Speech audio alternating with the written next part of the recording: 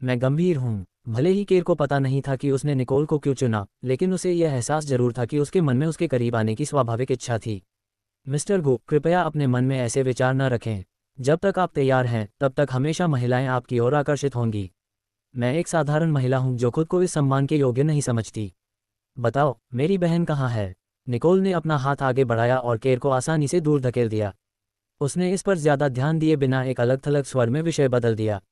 उसके अंतर्मन ने उसे फुसफुसाया कि केर जैसा आदमी उसकी पहुंच से बिल्कुल परे है। उसे पहले से ही पता था कि केर ने कुछ समय पहले एक महिला को गर्भपात करवाने के लिए मजबूर किया था। निश्चित रूप से ऐसा बहुत कुछ था जो उसे अभी तक पता नहीं था। केन किन, कुर्सी पर अपना नितंब टिकाए हुए केर ने केन को जोर से पुकारा। जब उसने देखा कि दिन निकल गया है तो उसने अपना फोन निकाला और एक संदेश भेजा। आ रहा हूँ। इस बीच केन ने एक साधारण सफ़ेद पोशाक पहन ली थी। वह कल रात एक चंचल लड़का लग रहा था। इस समय वह एक गंभीर व्यक्ति की तरह दिख रहा था, जिसके इरादे विश्वसनीय थे, जिससे लोग अनजाने में ही अपनी सुरक्षा कम कर देते थे। क्या ये निकोल है? अंदर आने से पहले केन को निकोल के बारे में पहले ही जानकारी मिल चुकी थी। चाहे वह कोई भी हो, वह जानता था। केर के चेहरे पर घबराहट देखकर उसे लगा कि वह ऐसी कोई नहीं है जिसे नज़रअंदाज किया जा सके। तुम कौन हो, केन? क्या तुम्हें मेरी छोटी बहन के बारे में पता है? केन के मासूम चेहरे को देखकर उसे उस पर पूरा भरोसा हो गया। शायद उसे लगता था कि किसी व्यक्ति का चेहरा उसके दिल में क्या है, इसका एक विश्वसनीय संकेतक होता है। तुम्हारी छोटी बहन? वह कौन है? केन ने उसे हैरान होकर देखा। वह निश्चित रूप से इससे अलग प्रतिक्रिया की उम्मीद कर रहा था। वह जो कल रात तुम्हारे बिस्तर पर थी, वह उसकी बहन है। केर ने केन की ओर शांति से देखा, लेकिन जो लोग उससे परिचित थे उन्होंने समझ लिया कि वह एक अच्छा शो देखने का इंतजार कर रहा था। तुमने अभी क्या कहा? जब निकोल ने केर की बात सुनी तो उसने केन को गुस्से से देखा। कल वह केर को अपनी बहन बोनीनिंग के पास सीधे जाने से रोकने में सफल रही थी। क्या यह एक जाल था या कुछ और? केन ही इसके पीछे था। उसने तुरंत सोचा, उसकी बात मत सुनो निकोल, मैं उस तरह का व्यक्ति नहीं हूँ। तुम पीच का जिक्र कर रही हो, है ना? मैंने उसके लिए गुड टाइम्स में सोने के लिए एक प्रेसिडेंशियल स्वीट की व्यवस्था की थी। उसे अब भी गहरी नींद में सो जाना चाहिए। गुड टाइम्स जैसी जगह में हर लड़की का अपना कोड नाम होता था। कोई भी व्यक्ति अपने असली नाम का इस्तेमाल कैसे कर सकता था? क्या वह वास्तव में ठीक है? हालांकि केन ईमानदार दिख रहा था, निकोल को अभी भी चिंता बढ़ रही थी। चूंकि वह केन से ज्यादा परिचित थी, इसलिए उसने केर के चेहरे पर जवाब देखने के लिए अपना सिर घुमाया। हाँ, उसे सो जाना चाहिए। केर को केन के बारे में एक दो बातें पता थीं। केन एक कुंवारी लड़की को 2 दिन तक सोने देने में संकोच नहीं करेगा। केर से गारंटी मिलने के बाद ही उसे राहत मिली। बिस्तर पर सिर टिकाकर उसने महसूस किया कि उसका माथा दर्द से कांप रहा है। जैसे ही उसने अपना ध्यान चमकते आसमान की ओर लगाया, वह चिंता और बेचैनी के एक और दौर में चली गई। हे भगवान, मैंने जे को नहीं बताया कि मैं वापस नहीं आई हूँ। वह मुझसे बहुत नाराज होगा। वह अपने पूरे जीवन में कभी पूरी रात बाहर नहीं रही थी। इस बार उसे जे से इस बारे में बहुत कुछ सुनना था। चिंता मत करो, मैंने उसे बता दिया है। मैं उसे बाद में ले जाऊंगा। ऐसा लगता है कि तुम्हें अभी एक और दिन अस्पताल में रहना पड़ सकता है। उसने धीरे से उसके लिए रजाई खींची। निकोल, मैंने सुना है कि तुम्हारा एक प्यारा बेटा है और मुझे व्यक्तिगत रूप से बच्चे बहुत पसंद हैं। मैं तुम्हारे लिए उसकी देखभाल करके खुश होऊंगा। चिंता मत करो, केन ने अपनी छाती थपथपाते हुए वादा किया। हालांकि वह गंभीर दिख रहा था, लेकिन उसकी हरकतें मज़ेदार लग रही थीं।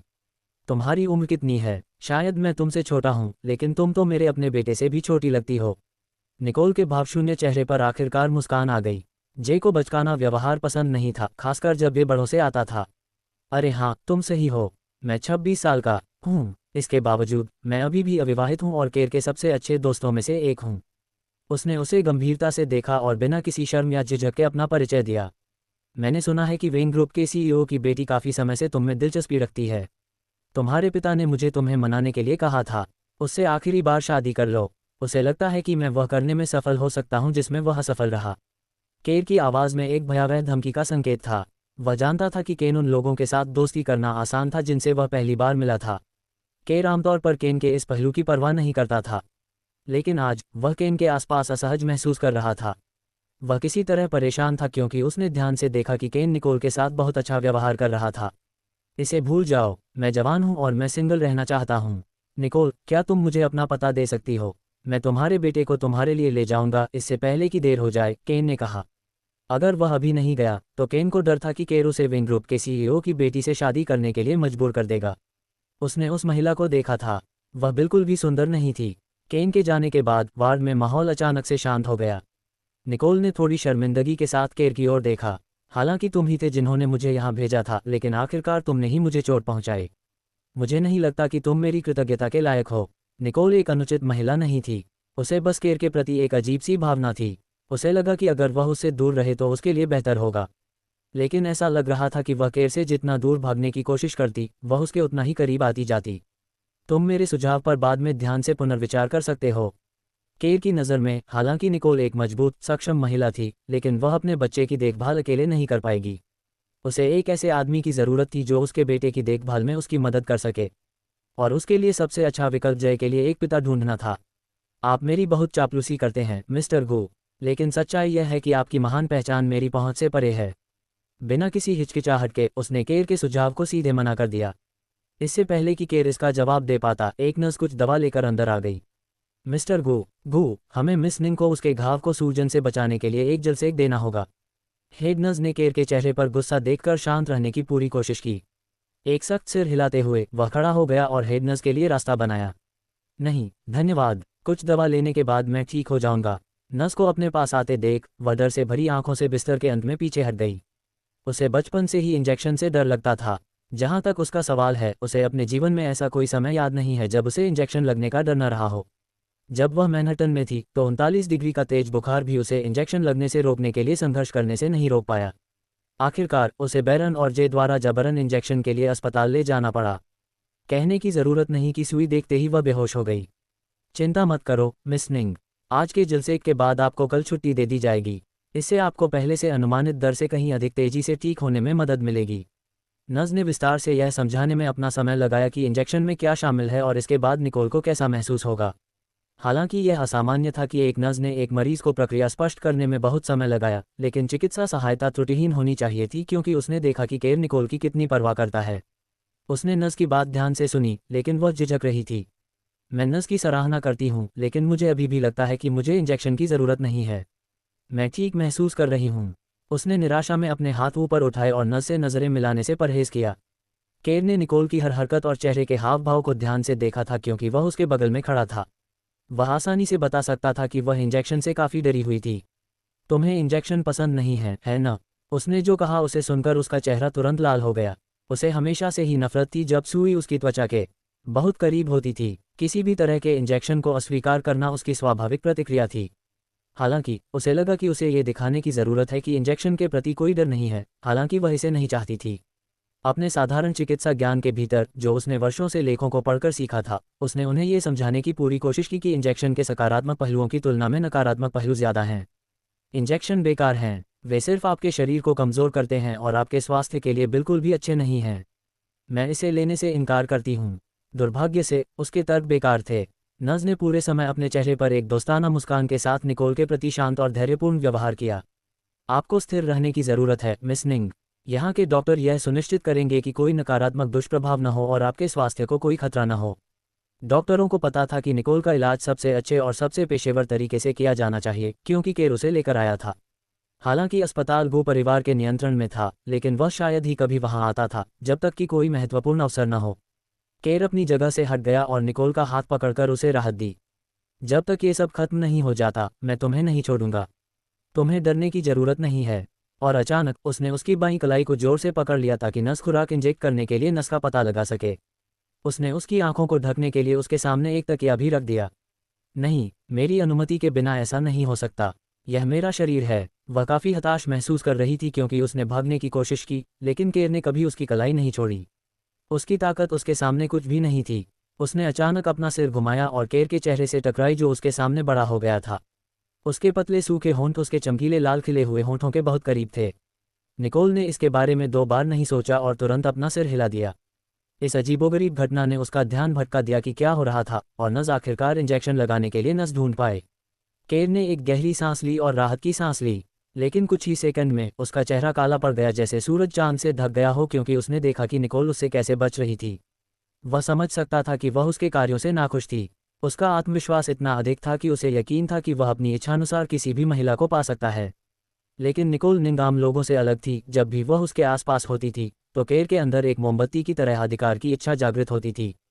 जैसे ही नस को एहसास हुआ कि उनके बीच का माहौल गर्म हो गया है क्योंकि उसने उनके अजीब चेहरे के भावों को देखा, उसने सोचा कि यह वहां से जाने का सही समय है। आज के लिए हमारा काम खत्म हो गया मिस निंग। मैं आपके शीघ्र स्वस्थ होने की कामना करती हूँ। नज ने अपना सामान पैक किया, चली गई और कमरे से बाहर निकल गई। जब निकोल ने नज को जाते हुए देखा तो वह केर की ओर मुड़ी और सीधे उसकी आंखों में देखने लगी। तुम मुझे छोड़ क्यों नहीं देते? अपने आसपास देखो, बहुत सारी महिलाएं हैं। कृपया मुझ पर अपना समय बर्बाद करना बंद करो। निकोल को रिलेशनशिप के क्षेत्र में भी अनुभव था। हालांकि यह उसके उत्साह के कारण नहीं था। ग्रेगरी की भक्ति ने रिलेशनशिप में एक बड़ी भूमिका निभाई। हालांकि उसके पास ये बताने के लिए पर्याप्त बुद्धि थी कि कोई पुरुष किसी से सच्चा प्यार करता है या नहीं। अभी के लिए उसे बस अपने बेटे जे की परवाह थी। भले ही वह केर के इरादों और उसके प्रति भावनाओं को समझ पाती, फिर भी वह उसके साथ नहीं खेलती और उसे अस्वीकार कर देती। उसे थोड़ा गुस्सा आने लगा क्योंकि उसने देखा कि वह अपना फैसला बरकरार रखने के लिए दृढ़ थी। क्या तुम सच में मेरे इर्द गिर्द दूसरी महिलाओं के बारे में चिंतित हो, या ये कि तुम मेरा एकमात्र प्यार बनना चाहती हो? अगर उसे वास्तव में परवाह होती कि दूसरी महिलाएं उसके प्रति समर्पित होंगी तो कहानी पूरी तरह से बदल जाती। केर उसके सामने स्थिर खड़ा रहा और उसने उसका हाथ पकड़ रखा था। मुझे नहीं लगता कि मैं तुम्हारा एकमात्र प्यार बनने के लिए भाग्यशाली हूँ। उसने धीरे से केर का हाथ छुड़ाया और बिना एक भी मांसपेशी हिलाए सीधे उस पर नजर रखी। उसे यह बताने की जरूरत थी कि उसका दृढ़ संकल्प उतना ही वास्तविक था जितना कि वह लग रहा था। फिर भी जब भी वह उसकी आंखों में देखती तो अपराधबोध की भावना उसे अंदर से खाई जा रही थी। उसे यकीन नहीं था कि अपराधबोध जय की वजह से था या खुद की वजह से। इससे पहले कि वे दोनों एक दूसरे से बात करते, एक दस्तक ने गहन दृश्य को बाधित कर दिया। निकोल ने अपने बैठने की मुद्रा को समायोजित किया ताकि वे एक दूसरे से अलग हो सकें, लेकिन केर ने उसके आसपास रहने पर जोर दिया और खुद को उसके बगल में रख लिया। कृपया अंदर आ जाओ। इससे कोई फर्क नहीं पड़ता कि वह उससे दूर जाने की कितनी कोशिश करती थी, वह हमेशा उसके जितना करीब हो सके उतना करीब रहने के लिए हर संभव कोशिश करता था। वे एक जोड़े की तरह लग रहे थे। अगर मैंने बीच में टोका तो मैं माफ़ी चाहता हूँ। आपका नाश्ता तैयार है मी गू। जैरेड ने खाने की ट्रे निकोल के बगल वाली मेज पर रखी और उसे कमरे में एक अजीब सा माहौल महसूस हुआ जैसे हवा घनी हो। केर ने एक कटोरी कांजी ली और उसे चम्मच से हिलाया। चूंकि जैरेड अभी नहीं जा रहा था, इसलिए केर ने सिर उठाते ही उसे किसी खबर के बारे में पूछने का मौका लिया। बहुत बहुत धन्यवाद जैरेड। क्या कोई और बात है जिसके बारे में आपको मुझे सूचित करना चाहिए? जैरेड ने तुरंत जवाब दिया जैसे कि वह उसके ये कहने का इंतजार कर रहा था। ठीक है मी गू, आज सुबह आपकी QY ग्रुप के कर्मचारियों के साथ मीटिंग होगी। आपने कहा था कि हमारे सहयोग के विवरण पर चर्चा करना बहुत ज़रूरी है। कभी कभी केर खुद से सोचता था कि गू ग्रुप जैसी कंपनी का मुखिया बनना उसके नसीब में था। हालांकि एक CEO के रूप में पिरामिड के शीर्ष पर होने से उसे छुट्टियों जैसी कुछ स्वतंत्रताएं नहीं मिलेंगी। इसलिए केर को ऐसे काम करने में निरंतरता बनाए रखनी पड़ी जो अन्य कामों की तुलना में जिम्मेदारी के उच्च स्तर को दर्शाते हों। QY ग्रुप के सहायक को बुलाओ, उसे बताओ कि मीटिंग स्थगित कर दी जाएगी। हालांकि गू ग्रुप और QY ग्रुप के बीच साझेदारी एक बहुत ही महत्वपूर्ण मामला था जिसमें भाग लेना था और केर के लिए फायदेमंद था, फिर भी उसने निकोल के साथ रहने का फैसला किया। जैरेड केर को इतना जानता था कि वह उसके वचन के विरुद्ध कुछ प्रस्तावित करने की कोशिश कर सकता था, इसलिए उसने कोई और सवाल नहीं पूछा। ठीक है मी गू, मैं उन्हें तुरंत सूचित करूंगा। और अचानक उसने निकोल की आवाज़ सुनी जब वह जाने के लिए मुड़ रहा था और केर ने जो कहा था उसे करने जा रहा था। रुको, अभी मत जाओ मी कांग। उसने केर की ओर देखा। गू ग्रुप के कर्मचारी व्यवस्था तैयार करने के लिए वास्तव में कड़ी मेहनत कर रहे हैं। आपको इसे ऐसे ही स्थगित नहीं करना चाहिए। इसलिए इस साझेदारी को मजबूत करना अभी ध्यान रखने वाली बात है क्योंकि गू ग्रुप के लिए यूरोपीय बाजार का पता लगाना लाभदायक होगा। और मैंने ये भी सुना है कि QY ग्रुप के प्रतिनिधि कल ही ये सिटी में आ चुके हैं। मी गू, उनका समय बर्बाद करना आपके लिए बहुत अपमानजनक होगा। वह नहीं चाहती थी कि वह कंपनी के लिए इस महत्वपूर्ण बैठक को सिर्फ उसके कारण विलंबित करे। मेरा सुझाव है कि आप इस व्यवस्था के साथ आगे बढ़ें और बढ़ने का यह अवसर न चूकें। मैं ठीक रहूंगा। केर के इतने महत्वपूर्ण काम को टालने के स्वभाव ने निकोल को बहुत अधिक दोषी महसूस कराया होगा और शायद उसके प्रति उसका दृष्टिकोण बदल गया होगा। इस बिंदु पर वह भ्रमित थी और उसे नहीं पता था कि केर हर महिला के प्रति इतना विचारशील था या केवल उसके प्रति। मैं पहले भी इस रास्ते पर रहा हूँ। मेरा विश्वास करो, घटनाओं के इस मोड़ से साझेदारी प्रभावित नहीं होगी। वह बचपन से ही हमेशा एक समझदार व्यक्ति रहा था। उसके बचपन में खुशी की कमी थी क्योंकि उसे हमेशा गू समूह का सच्चा उत्तराधिकारी बनना था। केर के लिए इस वास्तविकता ने उसे अधिक परिपक्व और दूसरों की तुलना में अधिक समझदार बना दिया। वह अपने हर निर्णय के साथ आने वाले सभी फायदे और नुकसान से निपटने में सहज था। जैरेड ने अधिक समय बर्बाद नहीं किया और केर के अंतिम निर्णय का पालन किया। उसने एक चम्मच कांजी उठाए और सीधे निकोल के मुंह में थमा दी, उसे खाने के लिए इशारा किया जैसे कि वह वनस्पति अवस्था में हो। तुम क्या कर रहे हो? ऐसा मत करो, मैं खुद कर सकता हूँ। उसने अपना हाथ बढ़ाया और उसके हाथ से कांजी का चम्मच लेने लगी क्योंकि उसने उसकी कठोर आवाज़ सुनी। जब वह चम्मच लेने की कोशिश कर रही थी तो उसने मजाक में उससे कहा, अरे तुम्हें बहुत ज़्यादा हिलना नहीं चाहिए, तुम्हें एक और खुराक नहीं चाहिए, है ना? उसने उसके हाथ के पीछे सुई को देखा। हालांकि निकोल ने एक शब्द भी नहीं कहा, लेकिन उसने अनुमान लगाया कि वह इंजेक्शन को देखकर बेहोश हो सकती है। अन्यथा उसे इंजेक्शन लगवाने से इतना डर नहीं लगता। जब उसने उसके शब्द सुने तो उसने अपना हाथ पीछे खींच लिया और सहज रूप से उसे एक सतर्क नज़र से देखा। निकोल को फिर से इंजेक्शन नहीं लगवाना था, लेकिन उसने कुछ नहीं कहा। केर के आसपास होने से वह इतनी घबरा गई कि जब नर्स ने इंजेक्शन लगाया तो उसे दर्द भी महसूस नहीं हुआ। उसके बाद केर ने कुछ खिचड़ी निकाली और उसे खिलाने पर जोर दिया। विरोध करने के बजाय उसने आज्ञाकारी ढंग से अपना मुंह खोला, लेकिन उसे अपने गालों में जलन महसूस हो रही थी। वयस्क होने के बाद ये पहली बार था कि कोई उसे खिला रहा था। वह बस जल्दी से जल्दी इसे खत्म करना चाहती थी, इसलिए वह बिना इस बात की परवाह किए कि वह कैसी दिखेगी तेजी से चबाने से खुद को रोक नहीं पाए। अतीत में निंग परिवार की सबसे बड़ी बेटी के रूप में उसकी देखभाल करने के लिए हमेशा कोई ना कोई होता था, लेकिन बाद में मैनहट्टन में उसे खुद की देखभाल करनी पड़ी और पढ़ाई के साथ साथ अंशकालिक नौकरी भी करनी पड़ी। उसके बाद जब जय का जन्म हुआ तो उसने अपना अधिकांश समय उसकी देखभाल करने में बिताया और अक्सर दोपहर का भोजन छोड़ दिया। जब जय थोड़ा बड़ा हुआ तब उसने उसकी देखभाल करना शुरू किया। अपना समय लो, कोई भी तुम्हारा खाना नहीं छीनने वाला है, केर ने चिढ़ाते हुए कहा। सच तो ये था कि निकोल ने कल रात कुछ नहीं खाया था, इसलिए स्वादिष्ट भोजन ने उसके मुंह में पानी ला दिया। उसे एक महिला के रूप में अपनी छवि की परवाह नहीं थी, और वैसे भी वह केर पर अच्छा प्रभाव नहीं डालना चाहती थी। वास्तव में जब तक केर की उसमें रुचि खत्म नहीं हो जाती तब तक उसे चैन नहीं मिलेगा। उसे नहीं पता था कि उसकी योजना बुरी तरह से विफल हो जाएगी। केर निकोल के व्यवहार को अपनी आंखों में प्रशंसा के भाव के साथ देख रहा था। अभी उसने कोई मेकअप नहीं किया हुआ था और वह अभी भी सुस्त दिख रही थी। इसके अलावा उसने उसके सामने दिखावा करने की भी कोशिश नहीं की, जो उसने पहले कभी नहीं देखा था। आमतौर पर लोग उसे प्रभावित करने के लिए अपना सर्वश्रेष्ठ व्यवहार करते हैं। मम्मी, क्या इसका स्वाद अच्छा है? जैसे ही जय कमरे में दाखिल हुआ उसने अंकल गू को अपनी माँ को खाना खिलाते हुए देखा और उसके चेहरे पर संतुष्टि भरी मुस्कान उभर आई। ऐसा लगता है कि अंकल गू मम्मी का बहुत ख्याल रखते हैं, उसने मन ही मन सोचा। ये बुरा नहीं है, क्या तुमने अभी तक खाना खाया है? निकोल ने जे की ओर देखते हुए और मुंह में खिचड़ी निगलते हुए पूछा। बिल्कुल नहीं। जे बिस्तर के पास गया और खुद ही बिस्तर पर चढ़ने लगा। ये बिस्तर आम बिस्तर से थोड़ा ऊंचा था, इसलिए जे जैसे बच्चे के लिए चढ़ना एक चुनौती थी। केर ने तुरंत ही चम्मच को कटोरे में वापस रख दिया और जे की पीठ पर धीरे से अपना खाली हाथ रख दिया ताकि यह सुनिश्चित हो सके कि वह गिर न जाए। उसने लड़के को उठाने की कोशिश नहीं की, बल्कि उसे खुद ही बिस्तर पर चढ़ने दिया। हालांकि उसने जे के साथ बहुत समय नहीं बिताया था, लेकिन वह जानता था कि उसे स्वतंत्र रहना पसंद है। हालांकि जे को उम्मीद थी कि केर उसका साथ देगी और मासूमियत से उसकी ओर देखने से पहले सीधे उसकी बाहों में बैठ गई। अंकल गो, मैं भी खाना चाहता हूँ, उसने एक प्यारी सी आवाज़ में कहा।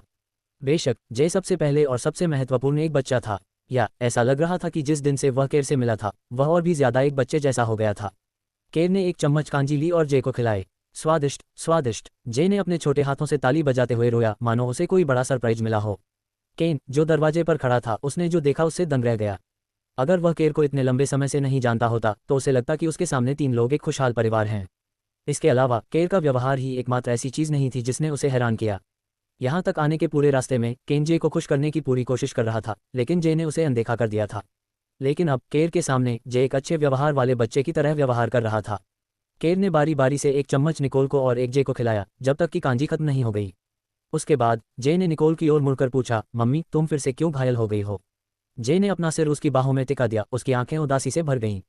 ये दूसरी बार था जब उसकी मां मैनहट्टन से वापस आने के बाद घायल हुई थी, और यह पहली बार से ज्यादा गंभीर थी। चिंता मत करो, ये सिर्फ एक दुर्घटना थी, उसने शांत स्वर में कहा और उसे कोमलता से देखा। वह जानती थी कि उसका बेटा उसकी अच्छी तरह से रक्षा न करने के लिए दोषी महसूस कर रहा है, लेकिन वह तो सिर्फ एक बच्चा था।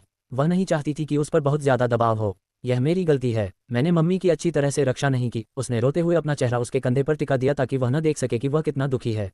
मेरे छोटे मूर्ख, तुम अभी भी छोटे हो। जब तुम बड़े हो जाओगे तो तुम मम्मी की रक्षा कर सकते हो, लेकिन अब मम्मी ही है जिन्हें तुम्हारी रक्षा करनी चाहिए। निकोल ने जय को जल्दी से आश्वस्त किया, उसके शब्दों से भावुक होकर। उसकी नज़र में जय को एक खुशहाल बचपन का आनंद लेना चाहिए था, लेकिन इसके बजाय वह उसकी वजह से मनोवैज्ञानिक बोझ तले दबा हुआ था।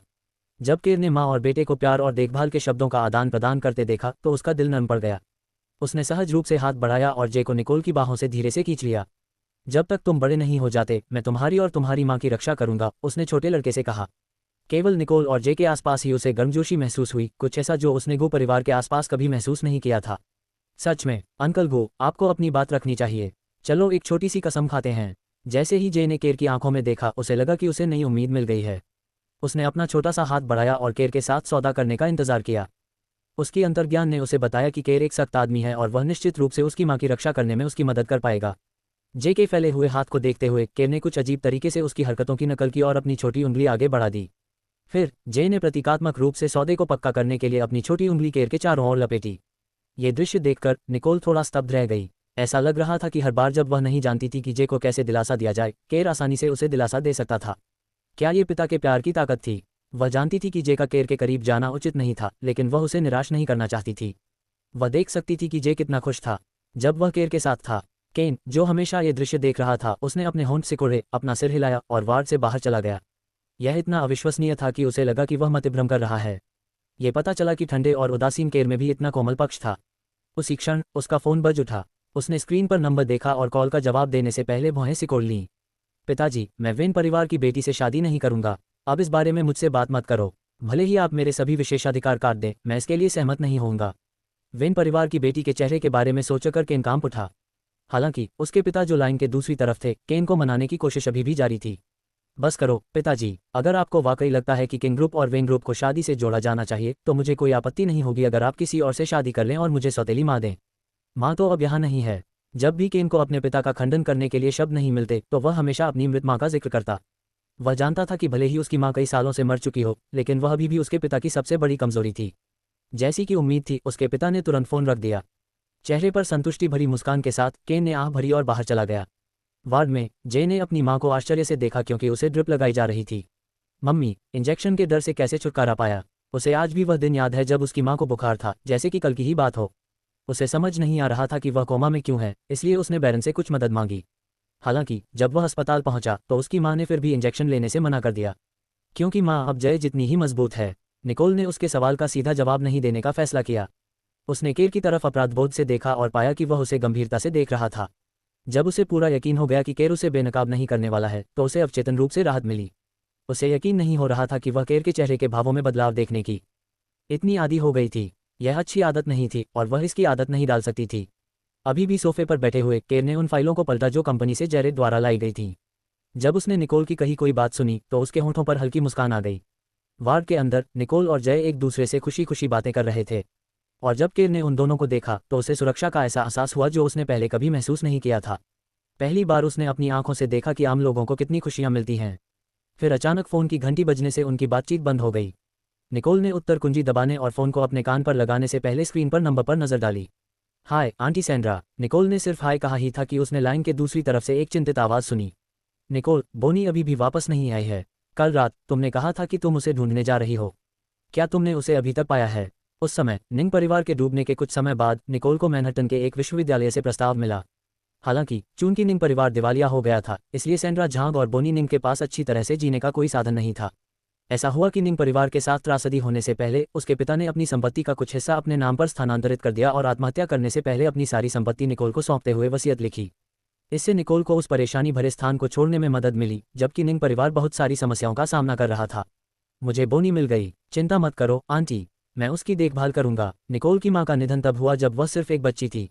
उसके कुछ समय बाद उसके पिता ने सैंड्रा झांग से शादी करने का फैसला किया, और भले ही वह इसके बहुत खिलाफ थी, लेकिन उसने अपने पिता की इच्छा के खिलाफ जाने की हिम्मत नहीं की, क्योंकि वह इससे पूरी तरह से सहमत नहीं थी, लेकिन वह चाहती थी कि उसके पिता भविष्य में एक खुशहाल जीवन जिएं। निंग परिवार में इतना समय बिताने के बावजूद वह कभी सैंड्रा झांग के करीब नहीं आई, लेकिन फिर भी उनके बीच एक बुनियादी रिश्ता था। मुझे राहत है कि तुम मेरे साथ हो। बोनी अभी भी छोटी है। मुझे उम्मीद है कि अगर वह कभी तुम्हें परेशान करने वाली कोई बात कहे तो तुम उसे माफ कर दोगे। भले ही निंग परिवार टूट गया था, लेकिन सैंड्रा झांग ने सुना कि निकोल ने विदेश में अपनी पढ़ाई पूरी कर ली है और उसके आगे एक उज्ज्वल भविष्य है, इसलिए वह उनकी समस्या का समाधान हो सकती है। यही कारण था कि उसे निकोल के सामने सिर झुकाना पड़ा। आंटी, ऐसा मत कहो। बोनी मेरी बहन है, मैं उसे कभी अकेला नहीं छोड़ूंगा। सैंड्रा से बात करते हुए निकोल ने केर की ओर देखा। भले ही केर ने गारंटी दी थी कि बोनी ठीक है, लेकिन उसे वास्तव में खुद जांच करनी चाहिए। फोन रखने के बाद निकोल ने केर की ओर मुड़कर कहा, मैं बोनी को देखना चाहती हूँ। उसकी माँ उसके बारे में बहुत चिंतित है। क्या तुम मेरी मदद कर सकते हो? भले ही वह इतनी निश्चित नहीं थी कि केर उसके अनुरोध पर सहमत होगा या नहीं, लेकिन वह जानती थी कि वह एकमात्र व्यक्ति था जिसकी केन बात मानेगा। इसलिए अगर वह बोनी को देखना चाहती थी तो उसे अभी भी केर की अनुमति लेनी होगी। निकोल की बात सुनने के बाद केर ने सिर हिलाया और केन को कॉल करने के लिए अपना सेलफोन निकाला। उसे यहाँ ले आओ। जिस क्षण केन गुड टाइम्स में वापस आया, उसे अचानक केर का फोन आया। बिस्तर पर सो रही लड़की को देखकर वह थोड़ा असहाय महसूस कर रहा था। उसने उसे धीरे से धक्का दिया। उठो, अपनी नींद में। बोनी को लगा कि किसी कारण से रात बहुत लंबी हो गई है। हालांकि वह घंटों सो रही थी, उसे लगा कि उसके शरीर का हर हिस्सा दर्द कर रहा है और उसे पता नहीं था कि ऐसा क्यों हो रहा है। वास्तव में वह इतनी दर्द में थी कि उसके पास करवट लेने की भी ताकत नहीं थी। उसने केन के स्पर्श को रोकने के लिए अपना हाथ उठाया और दूसरी तरफ मुंह करके मुड़ी। वह बस सोने ही वाली थी, लेकिन जैसे ही उसने पलटकर देखा उसे लगा कि कुछ ठीक नहीं है। उसके घर में कोई अजनबी क्यों था? बोनी ने चौंक कर अपनी आंखें खोलीं। अपने शरीर के दर्द के बावजूद उसने अपने चारों ओर रजाई समेटी और अचानक उठ बैठी। उसने केन को अपने चेहरे पर उलझन के भाव के साथ देखा। तुम कौन हो? तुम मेरे घर में क्या कर रही हो? वह स्पष्ट रूप से उलझन में थी कि क्या हो रहा था। अपने कपड़े पहन लो, कोई तुम्हें देखना चाहता है और तुम्हें अपनी दवा लेनी है। मैं परेशानी में नहीं पड़ना चाहता, केन ने ठंडे स्वर में कहा। उस समय वह केर के सामने जैसा दिखता था वैसा नहीं दिख रहा था। वह बता सकता था कि उसके सामने खड़ी महिला बहुत ही साधारण लड़की है, लेकिन इस जगह पर कुछ और समय काम करने के बाद वह बदल जाएगी। इसलिए वह ऐसी महिला पर अपना समय बर्बाद नहीं करने वाला था। इससे भी बढ़कर ऐसा नहीं था कि कोई भी उसके दिल के करीब आ सके। उसके लिए महिलाएं कपड़ों से ज्यादा कुछ नहीं थीं जिन्हें कभी भी फेंका जा सकता था। इस बीच जब तक बोनी ने कपड़ों पर लोगो नहीं देखा तब तक उसे एहसास नहीं हुआ कि वे कितने महंगे थे। फिर जैसे ही उसने अपने हाथों में गर्भनिरोधक गोलियों की एक झलक देखी, पिछली रात की घटनाओं की यादें उसके दिमाग में वापस आ गईं। उसे पता था कि शराब का गिलास पीने के बाद वह बिल्कुल भी नशे में नहीं थी। उसने अपने शरीर पर लाल निशानों को देखा और उसकी आंखों से आंसू बहने लगे। कल रात क्या वह तुम थी? जैसे ही उसने बोनी की डरपोक आवाज़ सुनी, केन की पीठ अकड़ गई। उसके आंसू उसके दिल को जकड़ रहे थे। वह पलटा, उसने महसूस किया कि उसका दिल भी उसके साथ रो रहा है। इससे उसे किसी तरह बेचैनी महसूस हुई। वह कभी भी अधीर व्यक्ति नहीं था, लेकिन अब किसी कारण से चीजें अलग थीं। रो मत, मैं तुम्हारे साथ बुरा व्यवहार नहीं करूंगा। तुम कुछ पैसों के लिए गुड टाइम्स में काम करते हो, तुम अपनी इच्छानुसार राशि भर सकते हो। केन ने अपनी जेब से एक चेक निकाला और बोनी को थमा दिया। ट्रांसफर की राशि खाली थी। वह हमेशा महिलाओं के प्रति उदार रहा था। आखिरकार किंग ग्रुप के लिए पैसा कुछ भी नहीं था। बोनी ने चेक को अपने हाथ में कसकर पकड़ रखा था। बोनी निंग ने अपने साथ बैठे आदमी की नज़र से बचने के लिए अपना सिर नीचे किया, अपने कपड़े समेटे और बाथरूम की ओर भागी। खुद को आईने में देखते हुए उसके चेहरे पर एक कड़वी मुस्कान थी जब वह अपने थके हुए शरीर की जांच कर रही थी। उसकी उदास भावना को छिपाया नहीं जा सकता था। वह थक चुकी थी। उसकी आंख से एक आंसू बह निकला और जल्द ही और भी बहने लगा। लेकिन कमजोरी के लिए समय नहीं था। नए संकल्प के साथ उसने अपने आंसू पोंछे, कपड़े पहने और बाहर चली गई। चलो चलते हैं। उसे नहीं पता था कि वे कहाँ जा रहे थे या वे किससे मिलने जा रहे थे, लेकिन उसे केन का पीछा करना था। उसने उसे रोकने के लिए अपना हाथ ऊपर उठाया। बस एक मिनट। केन ने बोनी की गर्दन पर गहरे बैंगनी निशान देखे। उसने बिस्तर से रेशमी दुपट्टा उठाया, उसके पास गया और उसे उसकी गर्दन के चारों ओर लपेट दिया। ये सुनिश्चित करने के बाद कि कपड़े ने उजागर हिस्से को ढक लिया है, उसने उसे कुछ दवा दी। गोलियां ले लो, ये तुम्हारे लिए अच्छा है। जब तुम उसे देखो तो कल रात क्या हुआ इसका जिक्र मत करना। मेरा तुम्हारे साथ सोने का कोई इरादा नहीं था, ये बस एक दुर्घटना है। वह भूला नहीं था कि केर ने उसे पहले क्या चेतावनी दी थी। ये तो बताने की ज़रूरत नहीं कि निकोल के चेहरे के भाव से उसे पता चल गया था कि वह अपनी बहन की बहुत परवाह करती है। उसे पता था कि उसे अपने और बोनी के बीच जो कुछ हुआ उसे छिपाना होगा। केन की बातें सुनकर बोनी ने गोली के डिब्बे को कसकर पकड़ लिया, उसे खोला और उसके सामने निगल लिया। ये कड़वा था, लेकिन उसके दिल में जो आक्रोश था उसके सामने उसका स्वाद कुछ भी नहीं था। वे पूरी कार यात्रा के दौरान चुप रहे। जब वे अस्पताल पहुंचे तो उसे यह अजीब लगा, लेकिन फिर भी वह केन के पीछे पीछे अंदर चली गई। अपने आसपास का रास्ता जानते हुए उन्हें वह दरवाज़ा मिल गया जिसकी उन्हें तलाश थी। उसने खटखटाया और अंदर से हल्की आवाज़ में जवाब आया, अंदर आ जाओ। जब उसने दरवाज़ा खोला तो उसने देखा कि निकोल बिस्तर पर बैठी है और जे के साथ खेल रही है। उन दोनों के पास केर था जो अभी भी कमरे में था। केन खुद को रोक नहीं पाया और एक हल्की सी मुस्कान दी। निकोल की ओर देखते हुए उसने इशारा किया, अरे निकोल, मैं वह व्यक्ति लाया हूं जिसे तुम चाहती हो। उसका चेहरा खुशी से चमक रहा था। जब वह बोनी के साथ अकेला था तो वह कितना ठंडा लग रहा था, यह उससे बिल्कुल अलग था। केन की साइड प्रोफाइल को देखते हुए बोनी दंग रह गई। उसे उम्मीद नहीं थी कि वह किसी और को देखकर मुस्कुराएगा, लेकिन वह उसके लिए बहुत ठंडा था। बोनी, उस जानी पहचानी आवाज़ सुनकर बोनी अपने विचारों से बाहर आ गई और अपनी सौतेली बहन निकोल की ओर देखने लगी। जब वे निंग परिवार में थे तब उनके बीच अच्छे संबंध थे, लेकिन जब से निंग परिवार दिवालिया हो गया और निकोल विदेश चली गई तब से उन्होंने एक दूसरे से संपर्क करना बंद कर दिया। तुम वापस आ गई हो। बोनी शांत लग रही थी। वह निकोल को देखकर रोमांचित नहीं दिख रही थी और उसे अजीब तरीके से देख रही थी। निकोल दंग रह गई और उसे समझ नहीं आ रहा था कि क्या करे। जय, अंकल कान के पीछे पीछे उस स्कूल को देखने जाओ जहां तुम कल पढ़ने जा रही हो। निकोल और बोनी के अजीब व्यवहार को देखते हुए केर ने जे को पहले जेरेड के साथ जाने के लिए कहने का फैसला किया। आखिरकार वह नहीं चाहता था कि बच्चे वयस्कों की दुनिया में शामिल हों। केर की आवाज़ सुनकर जे ने थोड़ी झिझक के साथ अपनी माँ की ओर देखा। अपनी माँ को सिर हिलाते हुए देखने के बाद वह बिस्तर से कूद गया, अलविदा कहा और जेरेड के साथ चला गया। निकोल ने केर को एक आभारी नज़र से देखा और बिस्तर से बाहर निकलने के लिए रजाई उठाई। वह बोनी के पास गई और उसका हाथ पकड़ लिया। 7 साल हो गए हैं, तुम बड़ी हो गई हो, क्या तुम्हें मेरी याद नहीं है? निकोल को लगा कि उसकी बहन पहले से ज्यादा खूबसूरत लग रही है। जब वह चली गई तो वह सिर्फ 11 साल की छोटी लड़की थी, लेकिन अब वह बड़ी हो गई थी। मुझे नहीं लगता कि मुझे ऐसा लगता है। तुम चली गई, है ना? बिना एक पल भी सोचे। क्या इसलिए कि मेरी माँ तुम्हारी माँ नहीं है, इसलिए तुम्हारे लिए हमें छोड़ना इतना आसान था? क्या तुमने कभी सोचा है कि पिछले 7 सालों में हम क्या क्या झेल चुके हैं? बोनी को समझ में नहीं आया कि उसके पिता को उसकी बहन से इतना लगाव क्यों था। अपने पिता के जीवन के अंतिम क्षण में भी उन्होंने बोनी को ध्यान में रखे बिना निकोल के लिए सब कुछ व्यवस्थित कर दिया था। निकोल ने स्थिति को शांत करने की पूरी कोशिश की। बोनी, मैं इसलिए नहीं गई थी। उस समय मेरे पास छोड़ने के अलावा कोई विकल्प नहीं था। मैं तुम्हें बाद में सब कुछ समझा दूंगी।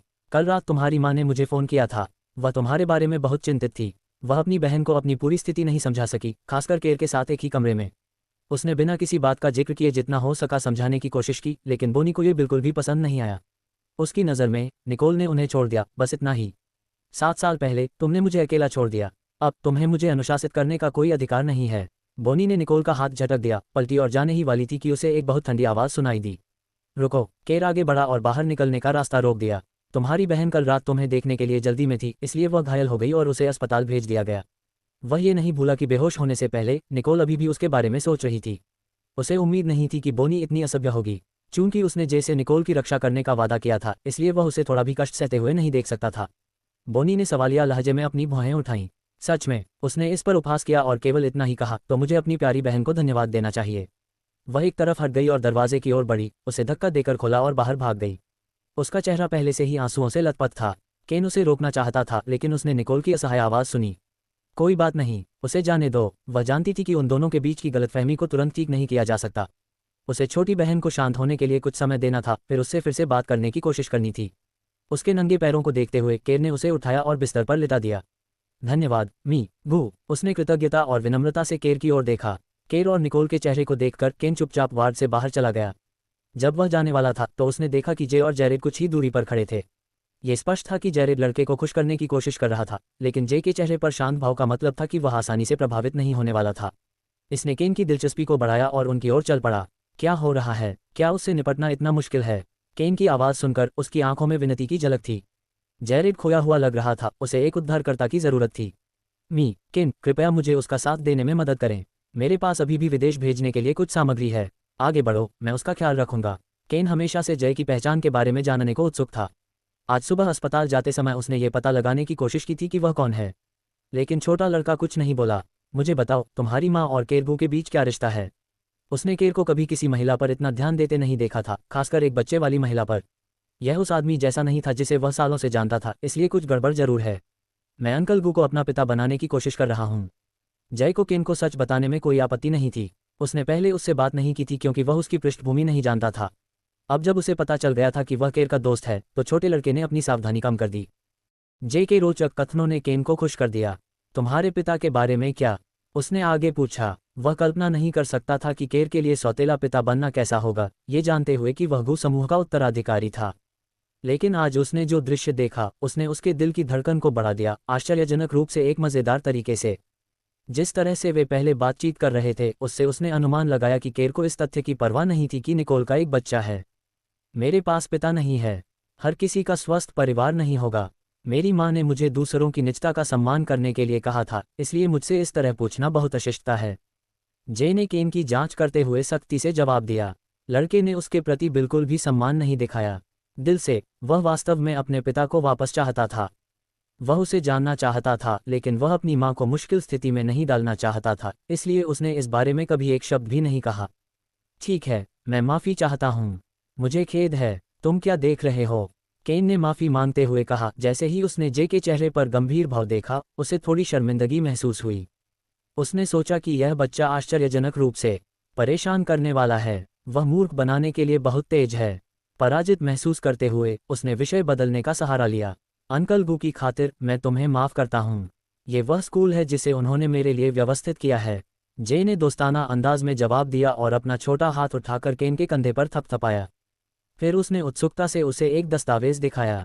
आज वह बहुत उदार लग रहा था, जैसे कि वह केन के साथ छोटी छोटी बातों पर कोई झंझट नहीं करना चाहता था। जे ने इस स्कूल के बारे में जानकारी जांची थी। वह संतुष्टि से मुस्कुराया, और इससे भी अधिक जब उसने जैरेड से सीखा कि केर ने खुद इस स्कूल से स्नातक किया है, तो वह और भी दिलचस्पी से भर गया। सच में? क्या उसने तुम्हें अपने स्कूल में जाने के लिए कहा था? जे के छोटे हाथों में दस्तावेजों को ध्यान से देखते हुए केन ने अचानक कहा। जैसे ही उसने उस पर अपनी नज़र डाली, वह चौंक कर कांप उठा। उसने बच्चे को ऐसे देखा जैसे वह किसी राक्षस को देख रहा हो। जब वह बच्चा था तो उसके पिता ने भी कहा था कि वह उसे उस जगह ले जाना चाहता है, लेकिन उस स्कूल में एक दिन बिताने के बाद केन ने दृढ़ता से मना कर दिया। दुनिया भर के केवल प्रतिभाशाली बच्चे ही उस प्रमुख स्थान पर इकट्ठा होते थे और यह वह जगह नहीं थी जहां आम बच्चे जा सकते थे। बच जाओगे, क्यों नहीं? क्या शिक्षा का खर्च बहुत महंगा होगा? मेरी माँ के लिए अकेले मेरी देखभाल करना आसान नहीं है। मैं नहीं चाहता कि वह बहुत थक जाए। जे ने केन के हैरान भाव को देखकर चिंता में थोड़ा भौहें सिकुड़ी। अब वह सोच रहा था कि क्या उसने हाल ही में विकसित की गई प्रणाली को बेच दिया जाए। इस तरह वह आसानी से बहुत पैसा कमा सकता था। जब तुम वहां पहुंचोगे तो तुम्हें पता चल जाएगा, केन ने बच्चे को सहानुभूति से देखते हुए नियंत्रित मुस्कान के साथ धीरे से कहा। हालांकि जे आम बच्चों से ज्यादा होशियार लग रहा था, लेकिन केन नहीं बता सकता था कि वह एक प्रतिभाशाली बच्चा है या नहीं। वह लड़के के बारे में वास्तव में चिंतित महसूस करने से खुद को रोक नहीं सका। काफी समय बाद जब जे ने केन को उसका पहला होमवर्क सौंपा, तब उसे एहसास हुआ कि उसने बहुत ज्यादा चिंता की थी। उसे पता चल जाएगा कि लड़का वास्तव में एक प्रतिभाशाली व्यक्ति है। अभी भी वार्ड में केर को खुद पर शक था जब उसने आगे बढ़कर निकोल के ठंडे छोटे पैरों को पकड़ा, और आश्चर्यजनक रूप से वह बिल्कुल भी निराश नहीं दिख रहा था। उसने अपनी उंगलियों को धीरे से उसके पैरों पर रगड़ा, अपनी हथेलियों की गर्मी से उसे गर्म करने की कोशिश की। मिस्टर गो, जैसा कि मैंने आपको पहले बताया था, आपको मेरे बेटे की उन बातों को गंभीरता से लेने की ज़रूरत नहीं है। मुझे पता है कि आप उसे निराश नहीं करना चाहते। कृपया आश्वस्त रहें कि मैं आपको कोई परेशानी नहीं पहुंचाऊंगा। निकोल ने आवाज़ लगाई और उसके स्पर्श से बचने के लिए अजीब तरह से अपने पैर पीछे खींच लिए। उसने खुद को उससे सुरक्षित रूप से दूर करने के लिए सावधानी से अपने शब्दों का चयन किया। जय परेशान हो जाएगा अगर उसे पता चले कि तुम उसे इस दुनिया में कैसे जीने दोगी। उसने सीधे उसकी आंखों में देखते हुए कहा, उसकी प्रतिक्रिया का अंदाज़ा लगाते हुए जो उसकी नज़र से नहीं बच पाए। उसे पता नहीं चलेगा। उसकी माँ के रूप में मैं पूरी तरह समझती हूँ कि उसके बड़े होने के लिए किस तरह का रहने का माहौल ज़्यादा उपयुक्त है। मी गो, आपकी एक सम्मानित पहचान है। मैं आपको परेशान नहीं करना चाहती, और बेशक मैं नहीं चाहती कि मी गो उस शांतिपूर्ण जीवन को प्रभावित करे जिसका मैं और जय वर्तमान में आनंद ले रहे हैं, उसने जोर देकर कहा। उसकी आंखें लगभग विनती कर रही थीं। उसने ये तभी कहने की हिम्मत की जब जय आसपास नहीं था। वह जानबूझकर उसकी सारी चिंताओं को अनदेखा करना चाहती थी, इसलिए नहीं कि वह इसे समझ नहीं सकती थी, बल्कि वह जानती थी गहराई से ऐसी देखभाल और ध्यान लंबे समय तक नहीं टिकेगा। इसलिए जिस तरह से उसने सब कुछ समझा, उसके लिए बेहतर होगा कि वह शुरू से ही उससे कुछ न चाहे। आखिरकार ये सब कुछ एक झटके में खोने से कहीं बेहतर था। निकोल, क्या तुम सच में ऐसा सोचती हो, या तुम्हें डर है कि तुम मुझसे प्यार करने लगोगी? उससे ऐसे सवाल पूछने के बाद वह लापरवाही से बिस्तर पर उसके पास गया, उसकी निगाहें थामे हुए। वह उसके करीब झुका और धीरे से अपनी हथेलियां उसके दोनों गालों पर रख दीं। अब वह उसकी छाती और बिस्तर के बीच फंस गई थी। उसने हिलने की कोशिश की, लेकिन वह बच नहीं पाए। उसने कुछ देर तक उसके पूरे चेहरे को देखा, जैसे कि वह उसकी नाजुक विशेषताओं को याद कर रहा हो। हालांकि वह अपनी निकटता के खिलाफ उसके प्रतिरोध को महसूस कर सकता था, उसने उसकी आंखों में कुछ असामान्य देखा। वह चुपके से उससे आंख मिलाने से बच रही थी। वह चुपचाप खुश था, ये जानते हुए कि इसका मतलब केवल ये था कि उसके मन में उसके लिए भावनाएं थीं। उसके विवेक ने उसे बताया कि शायद उसकी पूर्व गर्लफ्रेंड सभी एक सहज किस्म की महिलाएं थीं, कि जिस क्षण वह निकोल से मिला, उसे मूल रूप से यह नहीं पता था कि उसका दिल कैसे जीता जाए। आप मजाक कर रहे होंगे मिस्टर गो, मेरे जीवन से भी ज़्यादा महत्वपूर्ण एक व्यक्ति है। मैं केवल उससे प्यार करती हूँ और कोई भी मेरे दिल में दोबारा नहीं आएगा। केर को घूरते हुए जय का छोटा सा चेहरा उसके दिमाग में आया, और बिना यह महसूस किए उसने उन दोनों की तुलना की और उसे केर की विशेषताओं के माध्यम से अपने बेटे का चेहरा दिखाई देने लगा। उसने जानबूझकर अस्पष्ट तरीके से बात की ताकि केर इन जटिलताओं से पीछे हट जाए। वह जानती थी कि वह एक पुरुष के रूप में कितना गर्व महसूस करता है, इसलिए उसे पूरा यकीन था कि वह इस तथ्य को कभी स्वीकार नहीं कर सकता कि उसके दिल में एक और आदमी है। हालांकि उसने इस तथ्य को पूरी तरह से नज़रअंदाज कर दिया कि उसके बेटे को केर से अपनी बुद्धिमत्ता का श्रेय मिला है। इसलिए उसकी चाल जल्द ही सामने आ गई। जिस व्यक्ति का आप जिक्र कर रहे हैं और जो आपके जीवन से भी अधिक महत्वपूर्ण है, वह जय है। तुम मुझे साफ साफ दिखा रही हो कि तुम्हारे दिल में कोई और नहीं है, और तुम ईमानदारी से मेरा इंतजार कर रही हो, उसने अपनी ठंडी उंगली उसकी छाती पर रखते हुए कहा। उसकी आवाज़ शांत थी और यह ईमानदारी से लग रहा था जैसे कि वह उसका दिल जीतने की कोशिश कर रहा था। जब उसे अपनी छाती पर हल्की ठंड महसूस हुई तो उसने सहज रूप से अपना हाथ बढ़ाया और उसकी उंगली पकड़ ली। वह उसे घूरती रही, उसकी आंखें चौड़ी हो गईं क्योंकि उसका दिमाग उसकी कही बातों को आत्मसात कर रहा था। जितना अधिक वह इसके बारे में सोचती उतना ही उसका दिल बेतहाशा तेज होता। मुझ पर अपनी चालें मत चलाओ, मैं उस तरह की महिला नहीं हूं जिसे तुम जानते थे। केर के शांत व्यवहार को देखकर वह इतनी नाराज हो गई कि वह अपनी बात ठीक से नहीं कह पाए। उसका उससे कोई लेना देना नहीं था, लेकिन वह वास्तव में यह बर्दाश्त नहीं कर सकती थी कि वह उसके साथ वैसा ही व्यवहार करे जैसा वह अपनी सभी महिलाओं के साथ करता है। उसने हाथ बढ़ाया और उसे फिर से दूर धकेलने का प्रयास किया, लेकिन वह न तो हिला और न ही हिला। तुम्हें कैसे पता कि तुम मेरी नज़र में किस तरह की महिला हो? वैसे तुम किस तरह की महिला बनना चाहती हो, या मेरी एकमात्र महिला बनना कैसा रहेगा? गुस्से से उसके विकृत भाव को देखते हुए वह उसमें और अधिक दिलचस्पी लेने लगा, इसलिए उसने उसे चिढ़ाने के लिए कई सवालों की बौछार कर दी। वह इतनी दिलचस्प महिला को कैसे छोड़ सकता था? क्यों? क्या तुम्हें लगता है कि तुम एकमात्र महिला कहने के योग्य हो? क्या तुम गारंटी दे सकते हो कि तुम अपने जीवन काल में केवल एक महिला से प्यार करोगे? अगर तुम नहीं कर सकते तो यहाँ कोई खोखला वादा मत करो, उसने गर्मजोशी से कहा, हर शब्द को स्पष्ट करते हुए। वह कभी भी उस कोमल जाल में नहीं फंसेगी, बिल्कुल नहीं। उसने ये सोचने की हिम्मत नहीं की कि अगर वह उसके बारे में गंभीर होती तो वह क्या बन जाती। वह निश्चित रूप से वही गलती नहीं दोहराएगी जो ग्रेगरी के साथ उसके अतीत में हुई थी। केर ने जो सवाल सुना था उससे वह कुछ हैरान रह गया। किसी ने उससे ऐसा कभी नहीं कहा था। वह अपने आसपास सभी महिलाओं को बस यही उम्मीद करते हुए देखता था कि वह उनके साथ कुछ और समय तक रहेगा, और वह कभी किसी ऐसे व्यक्ति से नहीं मिला था जिसने उससे ऐसा कुछ कहने की हिम्मत की हो। उसे नहीं पता था कि उसके सवाल का जवाब कैसे दिया जाए। बेशक इस बात से इनकार नहीं किया जा सकता था कि उसने उसका ध्यान आकर्षित किया था, शायद इतना भी कि वह उस पर मोहित हो गया था, लेकिन यह नहीं बताया जा सकता था कि वह वास्तव में कितने समय तक उसमें दिलचस्पी रखेगा। केर ने अपनी पकड़ ढीली की और अपनी पूछताछ को रोकते हुए तुरंत उठकर बैठ गया। किसी और चीज़ से पहले उसे कुछ सोचने की जरूरत थी, क्योंकि निकोल उन महिलाओं की तरह नहीं थी जिनके साथ वह डेट करता था। जब उसने केर के चेहरे पर खाली भाव देखा तो निकोल ने राहत की सांस ली। वह राहत महसूस कर रही थी, लेकिन उसके दिल में नुकसान की भावना भी थी। वह वास्तव में क्या उम्मीद कर रही थी? उसे कुछ भी उम्मीद नहीं करनी चाहिए थी। मम्मी, क्या वह महिला जो अभी कुछ देर पहले चली गई है मेरी आंटी है? जब उसने बोनी को वार्ड से बाहर जाते देखा तो जे ने अंदर न आने का फैसला किया, क्योंकि वह केर और निकोल को एक दूसरे के साथ कुछ और समय अकेले में देना चाहता था। लेकिन वह इसे और बर्दाश्त नहीं कर सकता था। केन से बात करना बहुत उबाऊ था। उसने अपनी मम्मी और अंकल गो को देखने के लिए अंदर आने का फैसला किया। जब उसने दरवाज़ा खोला और देखा कि अंकल गो उसकी मम्मी के बगल में चुपचाप बैठे थे तो उसे खुद को काफ़ी निराश महसूस हुआ। शायद उसे केर की मदद करने के लिए कुछ करने की ज़रूरत थी। हाँ, उसे कुछ और काम है जो उसे करना है, इसलिए वह जल्दी में चली गई। मैं तुम्हें उससे किसी और समय मिलवाऊंगी, ठीक है? निकोल ने आगे बढ़कर अपने बेटे की बाँह पकड़ी और केर को देखने से बचने की पूरी कोशिश की। गो, मुझे अभी अभी एक विदेशी रिज्यूमे मिला है। जैरेड ने स्क्रीन पर ही ग्रुप के सीईओ का रिज्यूमे और सिफारिश का पत्र देखा। जाहिर है ये सनी ही थी जो खुद ही गो ग्रुप में नौकरी के लिए आवेदन करना चाहती थी। कंपनी में वापस जाओ। जैरेड के हाथों से नोटबुक लिए बिना केर तुरंत उठ खड़ा हुआ और दरवाजे की ओर चलने लगा। लेकिन जैसे ही वह वार्ड से बाहर निकलने वाला था वह अचानक रुक गया और बोला, मैं कल सुबह जय को उठाकर स्कूल ले जाऊंगा।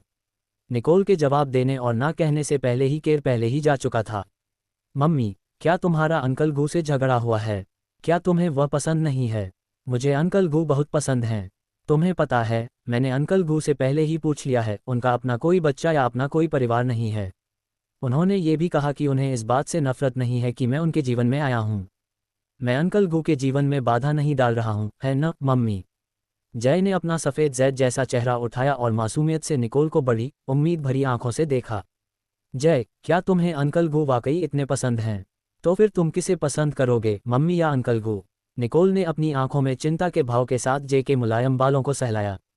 उसे उम्मीद नहीं थी कि जे केर को इतना पसंद करने लगेगा, इतना कि जे के जीवन से उसे मिटा देना भी उसके लिए क्रूरता होगी। लेकिन अगर वह दिन कभी आया जब केर जबरन जे को उससे दूर ले जाएगा तो वह जानती थी कि यह उसकी कल्पना से भी ज्यादा दुखदायी होगा और उसे केर को इतना करीब आने देने का पछतावा होगा। ये जानते हुए कि वह ऐसा नहीं होने दे सकती, उसे पता था कि उसे शुरू से ही बेरहम होना होगा। बेशक तुम ही हो जिसे मैं सबसे ज्यादा प्यार करता हूँ मम्मी। चिंता मत करो, मैं तुम्हें कभी नहीं छोड़ूंगा। मुझे सच में समझ नहीं आता कि डैडी हमें क्यों नहीं चाहते थे, लेकिन मैं वादा करता हूँ कि मैं हमेशा तुम्हारे साथ रहूंगा। उसने अपने छोटे हाथ फैलाए और अपनी बाहों को उसकी गर्दन के चारों ओर लपेट लिया। फिर उसने अपना सिर उसके कंधे पर रगड़ा और एक बिगड़ेल बच्चे की तरह व्यवहार किया। वह अपनी मम्मी पर बहुत ज्यादा दबाव नहीं डालना चाहता था। आखिरकार अंकल गू को पसंद करने का मुख्य कारण ये था कि उसे लगता था कि अंकल गू मम्मी की अच्छी देखभाल कर सकते हैं, लेकिन अगर मम्मी ऐसा नहीं चाहती तो वे ऐसा करने के लिए मजबूर नहीं करेंगे। अच्छा लड़का। अपने बेटे की बातें सुनने के बाद निकोल को आखिरकार राहत महसूस हुई। रात होने पर जैरेड निकोल के वार्ड में पहुंच गया। डायरेक्टर निंग, डॉक्टर ने कहा है कि अब आप अस्पताल छोड़ सकते हैं। मिस्टर गू ने मुझे आपको आपके घर वापस ले जाने के लिए कहा है। आपको परेशान होने की ज़रूरत नहीं है मिस्टर जैरेड कांग, मैं जे के साथ टैक्सी से घर जा सकती हूँ। उसने तुरंत अपना सामान पैक करना शुरू कर दिया और तुरंत जैरेड या अधिक सटीक रूप से केर को मना कर दिया। उसे दूसरों को परेशान करना पसंद नहीं था। उसने जे का हाथ पकड़ा और उसे कमरे से बाहर ले गई। डायरेक्टर निंग, यह मिस्टर गू थे जिन्होंने मुझे आपको घर ले जाने के लिए कहा था। कृपया इसे मेरे लिए मुश्किल न बनाएं। जैरेड निकोल के सामने सीधे खड़ा हो गया। अगर वह उसे घर नहीं ले जाता और केर को पता चल जाता तो वह निश्चित रूप से उसे किसी दूर जगह भेज देता। माँ, हमें दूसरों को अजीब स्थिति में नहीं डालना चाहिए था। जे ने गंभीरता से निकोल को देखने के लिए अपना सिर उठाया। वह जैरेड को इस स्थिति से बाहर निकालने का इरादा कर रहा था। तुम शरारती लड़के हो। निकोल ने जे के बालों को सहलाया और जैरेड कांग की ओर मुस्कुराने के लिए मुड़ने से पहले उस पर एक चेहरा बनाया। धन्यवाद मिस्टर कांग, आपका स्वागत है मिस निंग। निकोल के घर के रास्ते में उन्होंने एक शब्द भी नहीं बोला। जैरेड ने गू ग्रुप में वापस जाने से पहले निकोल और जे को उनके अपार्टमेंट में छोड़ दिया। मिस्टर कांग, गू, डायरेक्टर निंग और जे सुरक्षित रूप से अपने अपार्टमेंट में लौट आए हैं।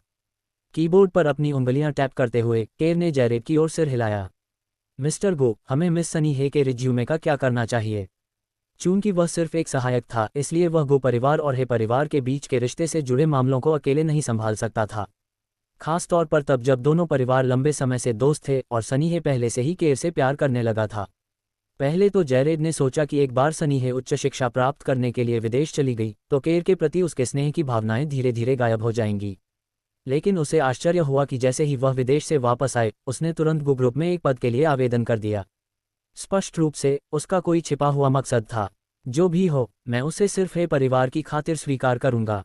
उसे पहले भी सनी का फोन आ चुका था, इसलिए उसे सिफारिश का ये पत्र पाकर आश्चर्य नहीं हुआ।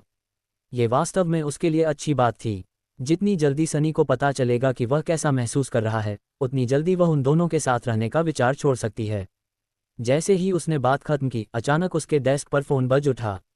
उसे लगा कि कॉल सनी हे की है, इसलिए उसने अपना सिर उठाया और जैरेड को एक सार्थक नज़र से देखा। जैरेड तुरंत केर की डेस्क पर गया और फोन उठाया। नमस्ते, यह मिस्टर गू का ऑफिस है। यह उनका सहायक बोल रहा है। मैं आपके लिए क्या कर सकता हूँ? सनी हे की आवाज़ सुनकर जैरेड ने केर की ओर देखा जो उसके बगल में बैठा था और उसकी ओर से बहाना बनाया। मुझे माफ़ करें मिस हे, मिस्टर गू मीटिंग में है, इसलिए वे अभी फ़ोन नहीं उठा सकते। क्या मैं आपके लिए कुछ कर सकता हूँ? हाँ मिस हे, मैं उन्हें ज़रूर बताऊंगा। अलविदा। जैरेड ने फ़ोन रख दिया और केर को मासूमियत भरी नज़र से देखा। मिस्टर गो, मिस हे ने मुझे बताया कि वह कल 9 बजे एयरपोर्ट पर पहुंच रही है और वह चाहती है कि तुम उसे लेने आओ। केर ने कैलेंडर पर नज़र डाली और देखा कि कल की तारीख घेरे में थी। कंपनी के किसी ड्राइवर से उसे लेने के लिए कहो। वह कल सुबह जय को स्कूल ले जाने वाला था। ठीक है मिस्टर गो। ये काफ़ी अपेक्षित था, लेकिन अब जैरेड को सनी हे के लिए थोड़ा दुख हुआ। ये व्यापक रूप से माना जाता था कि एक महिला के लिए एक आदमी का पीछा करना आसान होता है, लेकिन सनी के मामले में यह कोई आसान काम नहीं था। उसके लिए केर का ध्यान आकर्षित करना भी बहुत मुश्किल था। सुबह सुबह जब निकोल ने जल्दी जल्दी अपना सामान पैक किया और जे को नीचे लाया तो उसने तुरंत देखा कि केर की कार पहले से ही उनका इंतजार कर रही थी। गुड मॉर्निंग अंकल गू। केर की कार को पहचानते हुए जे उसकी ओर दौड़ा और विनम्रता से उसका अभिवादन किया। Good morning. केर कार से बाहर निकला और जे के लिए पिछला दरवाज़ा खोला। जब उसने उसे कार में बैठते देखा तो उसने अपना ध्यान निकोल की ओर लगाया जो उसके पीछे खड़ी थी। मिस्टर गो, आपको वास्तव में ऐसा करने की ज़रूरत नहीं है। अगर तुम मुझे पता देने को तैयार हो तो मैं निश्चित रूप से जय को वहां भेजने के लिए बाध्य महसूस करूंगी। उसने शर्मिंदगी महसूस करते हुए केर की ओर देखा। चूंकि केर कल बिना कुछ कहे अस्पताल से चला गया था, इसलिए वह खुद पर विचार कर रही थी। उसने सोचा कि उसे उससे ये कठोर शब्द नहीं कहने चाहिए थे। कल उसके शब्द ऐसे लग रहे थे जैसे उसने ही केर के साथ भविष्य की मांग की थी। अगर तुम मना करती रहोगी तो शायद हम देर से पहुंचेंगे। उसने स्वागतपूर्वक उसके लिए दरवाज़ा खोला। चूंकि जय पहले ही कार में बैठ चुका था, इसलिए उसके पास उसके नेतृत्व का पालन करने के अलावा कोई विकल्प नहीं था।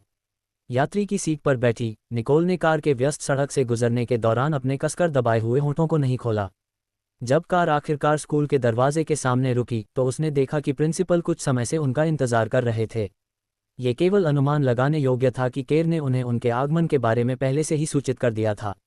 स्वागत है मी गू, बच्चे के लिए सब कुछ व्यवस्थित कर दिया गया है, कृपया चिंता न करें। ये हेड टीचर है जो जय की कक्षा का प्रभारी है। प्रिंसिपल 50 साल के थे और उन्होंने काले रंग का सूट पहना हुआ था जिससे वे बहुत ऊर्जावान लग रहे थे। जब उन्होंने केर को देखा तो वे तुरंत उनकी ओर थोड़ा झुके और उनसे हाथ मिलाया। सुप्रभात, जय ने अपने शिक्षक का खुशी से अभिवादन किया। उसकी मां ने यह सुनिश्चित करना अपने जीवन का मिशन बना लिया था कि वह हमेशा एक विनम्र और आज्ञाकारी बच्चा बना रहे। कितना आकर्षक लड़का है, प्रिंसिपल ने जय की ओर प्रशंसा भरी आंखों से देखा।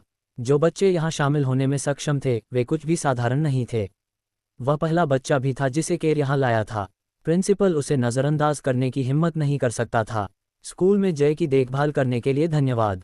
निकोल ने शिक्षक और प्रिंसिपल को सम्मानपूर्वक सिर हिलाया। आपका स्वागत है मिस निंग। माँ, अंकल गो, आप काम पर जा सकते हैं। मुझे भी अपनी कक्षा में जाने दो। आपको जल्दी करनी होगी, नहीं तो आपको देर हो जाएगी। जय ने हाथ हिलाकर उन्हें अलविदा कहा। केर ने सिर हिलाया और बिना किसी हिचकिचाहट के निकोल के साथ चला गया। मी गो, तुम्हारा अनुमान है कि मुझे जय की ट्यूशन फीस और उससे जुड़े अन्य खर्चों के लिए कितना भुगतान करना चाहिए? निकोल को केर को इतना परेशान करने के लिए शर्मिंदगी महसूस हुई। वह केर को जय की ट्यूशन फीस का भुगतान करने की अनुमति नहीं देने के लिए उत्सुक थी। उसे लगा कि वह जय के लिए मुख्य रूप से जिम्मेदार थी। ये सुनकर केर थोड़ा हैरान हुआ। उसने पलटकर उसे इस तरह देखा कि उसकी भावनाएं पूरी तरह से छिप नहीं पाईं। अतीत में महिलाएं हमेशा उससे पैसे मांगती थीं। निकोल पहली महिला थी जो उसे पैसे वापस करना चाहती थी। इसके अलावा निकोल की हरकत ने उसे उस महिला की याद दिला दी जो 7 साल पहले $2642 छोड़कर भाग गई थी। शायद उस महिला का व्यक्तित्व निकोल जैसा ही था। जिस स्कूल में जय पढ़ रहा है वहाँ कोई ट्यूशन फीस नहीं है। इसे गू ग्रुप ने बनाया है। इस स्कूल में प्रवेश लेने वाले सभी छात्रों का IQ कम से कम 120 होना चाहिए। गू ग्रुप ने उन्हें विकसित करने के लिए अपने बहुत सारे संसाधन खर्च किए हैं, लेकिन एक शर्त पर। वह जो कहने वाला था उस पर जोर देने के लिए वह रुका। क्या? उसे लगा कि इस उदार प्रस्ताव में कोई पेंच है। जब उसने केर के चेहरे पर शांत भाव देखा तो वह सहज रूप से थोड़ी घबरा गई। उसे पहले से ही लग रहा था कि वह और जे इस शर्त को स्वीकार नहीं करेंगे। उस पल उसे बहुत पछतावा हुआ। उसने बिना किसी आवश्यक जांच के जे को स्वेच्छा से एक स्कूल में भेज दिया था। अगर जे के वहां रहने के दौरान उसे कुछ हो जाता तो वह क्या करती? वह इसके लिए खुद को कैसे माफ कर पाती? जैसा कि अपेक्षित था, केर के शब्दों ने निकोल को बहुत असहज कर दिया। एकमात्र शर्त यह है कि वे जीवन भर गू ग्रुप के लिए काम करेंगे। उसकी कंपनी के सभी कुलीन लोग इसी कंपनी से थे, जिसमें केर खुद भी शामिल थे। इस स्कूल का एक निश्चित इतिहास था और यह कई असाधारण प्रतिभाओं को पैदा करने में सफल रहा था। शायद यही कारण था कि गू ग्रुप को इतनी अच्छी अंतर्राष्ट्रीय प्रतिष्ठा मिली। बिल्कुल नहीं, वह भविष्य में क्या करना चाहता है ये तय करने के लिए अभी बहुत छोटा है। अगर वह यहाँ नहीं रहना चाहता तो आप उसे ऐसा करने के लिए मजबूर नहीं कर सकते। उसने घबराकर केर की ओर देखा और उसने उसकी आंखों में डर का एक निशान देखा। कल रात उसने गू ग्रुप छोड़ने का भी फैसला किया था जब समय सही था। वह जे को मैनहट्टन वापस लाना चाहती थी ताकि जे को केर से मिलने के कम अवसर मिलें।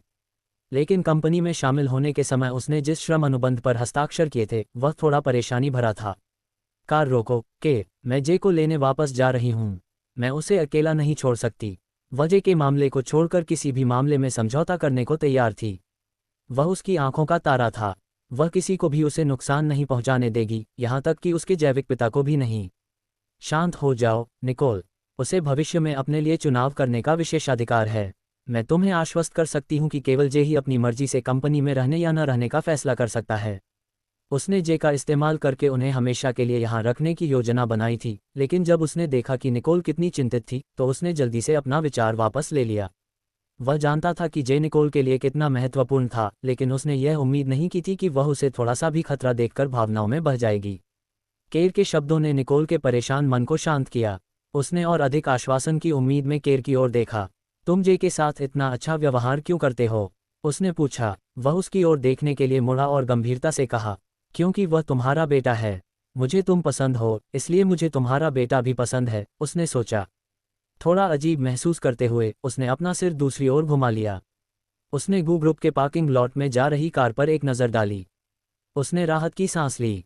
हर बार जब वह केर के साथ अकेली होती तो वह बेवजह घबरा जाती। केर हमेशा कुछ ऐसा कहता जिसका वह तुरंत जवाब नहीं दे पाती। भले ही उसने अपना मन व्यक्त कर दिया हो, फिर भी उसे परवाह नहीं थी। जब कार रुकी तो उसने यात्री सीट का दरवाज़ा खोला और बिना किसी हिचकिचाहट के उतर गई। जैसे ही वह अपने कार्यालय की ओर चलने वाली थी, उसने अपने पीछे एक प्यारी महिला की आवाज़ सुनी जिसने उसका ध्यान आकर्षित किया। केर। जैसे ही सनी कार से बाहर निकली, उसने केर की कार देखी। वह उसके पास गई और उसके चेहरे पर एक आश्चर्यचकित भाव के साथ अंतरंगता से उसका हाथ पकड़ लिया। तुम मुझे लेने क्यों नहीं आए? घर लौटने के बाद पहला व्यक्ति जिसे मैं देखना चाहती हूँ वह तुम हो। उसने हल्के पीले रंग की पोशाक पहनी हुई थी। उसके चेहरे पर भारी मेकअप उसे सबसे अच्छा नहीं दिखा रहा था, लेकिन ये दर्शाता था कि सनी ने सावधानीपूर्वक कपड़े पहने थे। इसके अलावा उसके कंधे तक के बाल उसे और भी अधिक ऊर्जावान बना रहे थे। जब उसने महिला को केर पर खुद को फेंकते हुए देखा तो उसकी आंखों में तिरस्कार की एक चमक दिखाई दी, लेकिन उनका सामना करने के बजाय वह बस चली गई। बकवास, तुमने कहा था कि तुम मेरा ख्याल रखोगी, निकोल ने सोचा। तुम्हारे लिए इस तरह झूठ बोलना कितना शर्मनाक है। जब केर ने निकोल की पीठ को देखा तो उसकी आंखें ठंडी हो गईं। मुझे जाने दो, उसका स्वर दृढ़ और ठंडा था। भले ही उसने सनी को ग्रुप में काम करने दिया था, लेकिन इसका मतलब यह नहीं था कि वह पहले से ही उसके सामने जो चाहे कर सकती थी। उसने केवल उस महिला को बिगाड़ा जिसे वह प्यार करता था, और सनी कभी उसकी तरह नहीं हो सकती थी। इस बीच जब सनी ने निकोल को दूर जाते हुए देखा तो उसकी आंखों में एक आत्मसंतुष्ट नज़र चमक उठी। हालांकि जैसे ही उसने केर की बर्फीली ठंडी आवाज़ सुनी, उसने तुरंत डर के मारे अवचेतन रूप से अपना हाथ ढीला कर दिया। केर, वह सबकी आंखों का तारा थी। कोई भी उस पर अपनी आवाज़ उठाने और उससे इस तरह बात करने की हिम्मत नहीं करता था। आज तुम्हारा पहला दिन है। तुम्हें तुरंत काम शुरू करने की ज़रूरत नहीं है। बस पहले अपने चाचा से मिलो। जैरेड, मिस हे को घर भेज दो। उसके जवाब का इंतज़ार किए बिना ही वह सीईओ की एक्सक्लूसिव लिफ्ट की ओर चल पड़ा। केर, सनी ने उसे पुकारते हुए कहा। केर के चेहरे पर ठंडक को याद करते हुए उसकी शिकायतें उसके चेहरे पर दिखने लगीं। जैसे ही वह उसके पीछे भागने वाली थी, जैरेड की आवाज़ ने उसे रोक दिया। मिस हे, कृपया इस तरफ आओ, जैरेड ने कहा। जब तक उसने उसके लिए पिछला दरवाज़ा खोला तब तक उसे पहले से ही सिरदर्द होने लगा था। आखिरकार वह इस तथ्य से अच्छी तरह वाकिफ था कि सनी से निपटना मुश्किल था। उसे यह बात विदेश जाने से पहले ही पता चल गई थी। जब वह केर के पीछे हटते हुए शरीर को घूर रही थी, सनी अनिच्छा से कार में बैठ गई। वह अच्छी तरह जानती थी कि केर किस तरह का व्यक्ति है। एक बार जब वह किसी चीज़ के बारे में अपना मन बना लेता है तो उसे बदला नहीं जा सकता, और अगर वह उसे परेशान करती रही तो वह शायद गुस्सा हो जाएगा। जैरेड, वह महिला कौन है जो केर की कार से उतरी? वह लड़की ही वह कारण थी जिसके कारण वह सबसे पहले केर की ओर भागी, उस महिला को ये बताने के लिए कि वह उसका आदमी है। भले ही वह पिछले कुछ सालों से विदेश में थी, लेकिन उसने कभी किसी महिला को केर के साथ संबंध बनाने की कोशिश करने से नहीं रोका। वास्तव में उसने ही किसी को उस महिला का बलात्कार करने का आदेश दिया था जो कभी केर के साथ थी। उसके बाद वह महिला गर्भवती हो गई। सनी को यह उम्मीद नहीं थी कि महिला केर से झूठ बोलने की हिम्मत करेगी कि वह उसके बच्चे की मां बनने वाली है। बेशक महिला को उसका सबक मिल गया था। वह निदेशक निंग है। गू समूह ने उसे उच्च वेतन पर विदेश से नौकरी पर रखा था। जब जैरेड ने रियरव्यू मिरर से सनी के चेहरे पर भाव देखे तो वह निकोल के बारे में थोड़ा चिंतित महसूस करने से खुद को रोक नहीं पाया। हर कोई जानता था कि वह कितनी ईर्ष्यालु थी, और वह निश्चित रूप से नहीं चाहता था कि निकोल उसका लक्ष्य बने। लेकिन भले ही उसने सनी को यह न बताया हो कि वह कौन है, फिर भी वे कुछ दिनों में कंपनी में मिलने वाले थे। डायरेक्टर डिंग, उसने खुद से कहा। केर और निकोल के बीच के रिश्ते के बारे में जैरेड से न पूछने का फैसला किया। वह जानती थी कि जैरेड केर का सबसे भरोसेमंद अधीनस्थ था, इसलिए उसे बहुत सावधानी से सोचना था कि वह उससे क्या कह सकती है। फिर भी वह निश्चित रूप से इस डायरेक्टर निंग पर नज़र रखने वाली थी। आखिरकार अगर वह उसके लिए महत्वपूर्ण नहीं होती तो केर कभी भी इस महिला को ग्रुप में काम करने की अनुमति नहीं देता, क्योंकि उसकी नज़र में महिलाओं को केवल किनारे पर रखा जाना चाहिए। केर को पाना कोई आसान काम नहीं था। सनी खिड़की के बाहर देखती रही, विचारों में खोई हुई। इस बीच ग्रुप में निकोल के कार्यालय में निदेशक निंग, श्री गू आपके साथ नए सहयोग के विवरण पर चर्चा करना चाहते हैं। लिली ने निकोल की डेस्क के सामने खड़े होकर कहा। उसे अभी अभी केर के सचिव का फ़ोन आया था, जिसने उसे निकोल को केर के कार्यालय में आने के लिए कहने को कहा था। लिली की बातें सुनकर निकोल ने लिखना बंद कर दिया। उसने अपने आसपास के माहौल पर एक नज़र डाली और फिर अपनी कलम नीचे रख दी और मुंह बनाते हुए अपना हाथ अपने पेट पर रख लिया। लिली, क्या तुम मेरा प्रस्ताव श्री गू को दे सकती हो? मेरी तबीयत ठीक नहीं है, मुझे बाथरूम जाना है। निकोल की डेस्क से फाइल लेने के लिए आगे बढ़ने से पहले लिली थोड़ी देर के लिए हिचकिचाई। हालांकि इससे पहले कि वह कोई निर्णय ले पाती, निकोल पहले ही उठकर बाथरूम की ओर चल पड़ी थी। लिली को नहीं लगा कि निकोल के पेट में बिल्कुल भी दर्द हो रहा है। हालांकि उसके पास प्रस्ताव केर के सचिव को देने और निकोल के शब्दों को उसे बताने के अलावा कोई विकल्प नहीं था। डेस्क पर रखी फाइल को देखते ही केर का चेहरा काला पड़ गया। उसे ठीक से पता था कि यहाँ क्या हो रहा है। तुम भागना चाहती हो? बिल्कुल नहीं, उसने सोचा। डायरेक्टर निंग से कहो कि उसकी योजना के कई विवरण अस्पष्ट हैं और मुझे चाहिए कि वह मुझे व्यक्तिगत रूप से समझाए। जब सचिव ने व्यवसाय प्रस्ताव लिली को वापस सौंपा तब भी निकोल बाथरूम से बाहर नहीं आई थी, इसलिए उसने लिली से केर का संदेश निकोल को बताने के लिए कहा। निकोल कुछ देर वॉशरूम में रुकी और फिर अपने हाथ धोकर अपने कार्यालय वापस चली गई। जैसे ही वह अपने कार्यालय में वापस आए, उसने देखा कि लिली अंदर उसका इंतजार कर रही है। क्या मैंने तुम्हें व्यवसाय योजना श्रीगु को भेजने के लिए नहीं कहा था? मैंने पहले ही भेज दिया था, लेकिन उन्होंने तुरंत इसे वापस भेज दिया। श्रीगु ने कहा कि उन्हें इसे विस्तार से समझाने की ज़रूरत है। लिली ने निकोल को अपने चेहरे पर एक अजीब नज़र से देखा। उसे नहीं पता था कि निकोल उससे क्यों छिप रही थी। हाँ, केर पूरे गो ग्रुप के प्रतिष्ठित प्रतिनिधि के रूप में प्रसिद्ध थे, लेकिन उसके लिए इतना घबराने का कारण पर्याप्त नहीं था। ओह नहीं, मुझे फिर से बाथरूम जाना है। निकोल ने अपने हाथों से अपना पेट पकड़ा और फिर से बाथरूम की ओर भागी। उसे शुरू से ही पता था कि उससे बचना मुश्किल होगा, लेकिन वह उससे मिलने से बचने का कोई बहाना नहीं सोच पा रही थी। अगर जय वहां होता तो शायद वह उसे कोई उपाय खोजने में मदद कर सकता था। दूसरी बार सोचने पर अगर जय वहां होता तो शायद वह केर को उसे खोजने में मदद करता। निकोल को ये सब सोचकर ही सिर दर्द होने लगा। वैसे भी केर उसे महिला के कमरे में नहीं पकड़ सकता था। वह वहां कुछ देर के लिए छिप सकती थी, लेकिन उसे यह समझने में ज़्यादा समय नहीं लगा कि वह कितना जिद्दी था। कंपनी में वापस आने के बाद केर को तब उलझन हुई जब उसने केर की सचिव को केर के कार्यालय के सामने उसे आंख मारते हुए देखा। फिर भी वह तुरंत कार्यालय में चला गया। मिस्टर गो, मिस हे घर वापस आ गई हैं। तुम जाकर निकोल से कहो कि अगर वह 2 मिनट के भीतर मेरे सामने नहीं आई तो मैं खुद महिलाओं के बाथरूम में जाकर उसे ले आऊँगा। केर ने बिना सिर उठाए ही जैरेड को आदेश दिया। इस सब के बारे में उसके मन में मिली जुली भावनाएं थीं। ठीक है, जैरेड ने एक पल के लिए रुककर निकोल के दफ्तर की ओर तेजी से चलने से पहले कहा। लिली, डायरेक्टर निंग कहाँ हैं? मिस्टर कांग, डायरेक्टर निंग बहुत देर से वॉशरूम में हैं। मैंने उनसे पूछा कि क्या वह ठीक हैं और उन्होंने कहा कि वह ठीक हैं, लेकिन वह अभी तक बाहर नहीं आई हैं। जब लिली ने जैरेड के चेहरे पर भाव बदलते देखा तो वह भी निकोल की हरकतों से भ्रमित हो गई। मैं बर्बाद हो गया। जैसा कि उसने उम्मीद की थी, एक गरिमामय व्यक्ति अचानक प्रकट हुआ और बाथरूम की ओर चलने लगा। जैरेड उत्सुकता से तुरंत केर के पीछे भागा। जब उसने केर को महिलाओं के कमरे के दरवाजे पर रुकते देखा तो उसे पसीना आ गया। गु, मैं किसी को तुरंत कमरे में जाने के लिए कहूँगा। अपने शुरुआती सदमे से उबरते हुए वह जल्दी से घूम गया। उसने एक महिला सहकर्मी को बुलाने का इरादा किया, लेकिन फिर केर ने उसे रुकने का इशारा किया। निकोल, क्या तुम खुद बाहर आना चाहती हो या मैं तुम्हें बाहर निकालूं? केर ने मर्दाना संयम दिखाते हुए पूछा। उसकी आवाज़ में निश्चितता से पता चलता था कि वह वास्तव में जानता था कि वह क्या कर रहा था। उसका अकेले अंदर जाने का इरादा नहीं था, क्योंकि उसे यकीन था कि वह खुद बाहर निकल जाएगी। लेकिन अगर वह जिद्दी बनी रही तो वह इसे इस तरह लेगा कि वह चाहती है कि वह उसे व्यक्तिगत रूप से आमंत्रित करे, फिर उसे कोई आपत्ति नहीं होगी। महिलाओं के कमरे में अभी भी छिपी हुई निकोल चौंक गई जब उसने केर की अच्छी तरह से नियंत्रित आवाज़ सुनी। उसका चेहरा अपने आप ही दरवाजे की ओर मुड़ गया और उसकी आंखें खुली रह गईं। ओह, अब उसे डर लगने लगा था। उसके विचार बेकाबू हो गए क्योंकि उसे लगा कि उस दरवाजे के पीछे एक भावहीन चेहरा है। उसने अपनी सांस रोक ली। उसे उम्मीद नहीं थी कि केर उसे ढूंढने के लिए आराम कक्ष में आ सकता है। आईने में अपने प्रतिबिंब को घूरते हुए उसने खुद को शांत करने और स्पष्ट रूप से सोचने का आग्रह किया। उसने खुद को आश्वस्त किया कि गु ग्रुप के सीईओ महिलाओं के कमरे में घुसने का कोई तरीका नहीं है।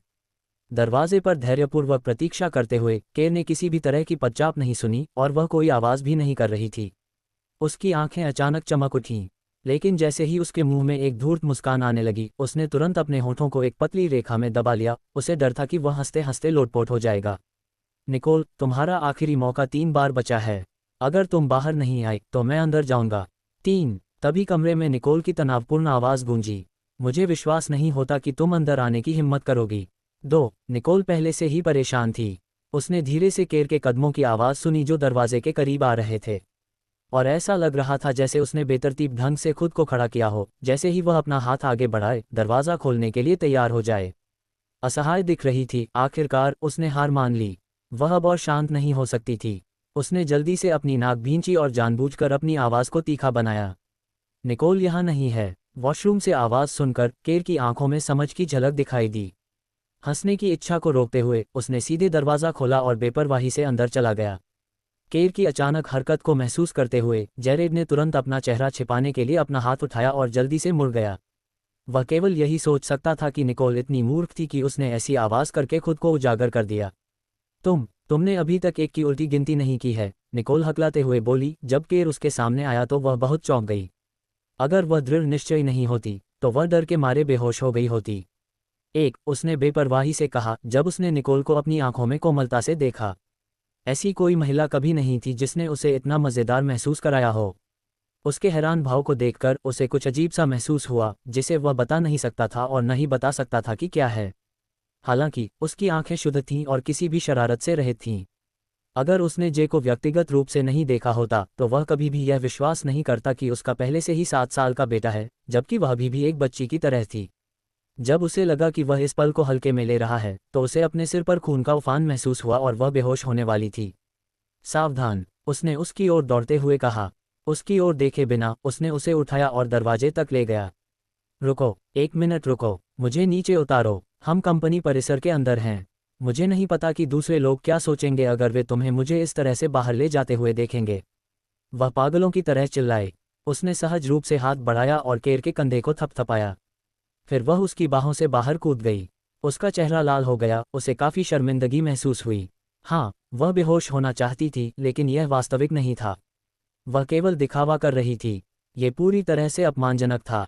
वह कल्पना नहीं कर सकती थी कि कंपनी के लोग उसके बारे में क्या सोचेंगे अगर उन्हें पता चले कि केर उसे बाथरूम से बाहर ले गया था। तो तुम्हारा मतलब है कि मैं तुम्हें इस तरह से उठा सकता हूं अगर हम कंपनी परिसर में नहीं हैं?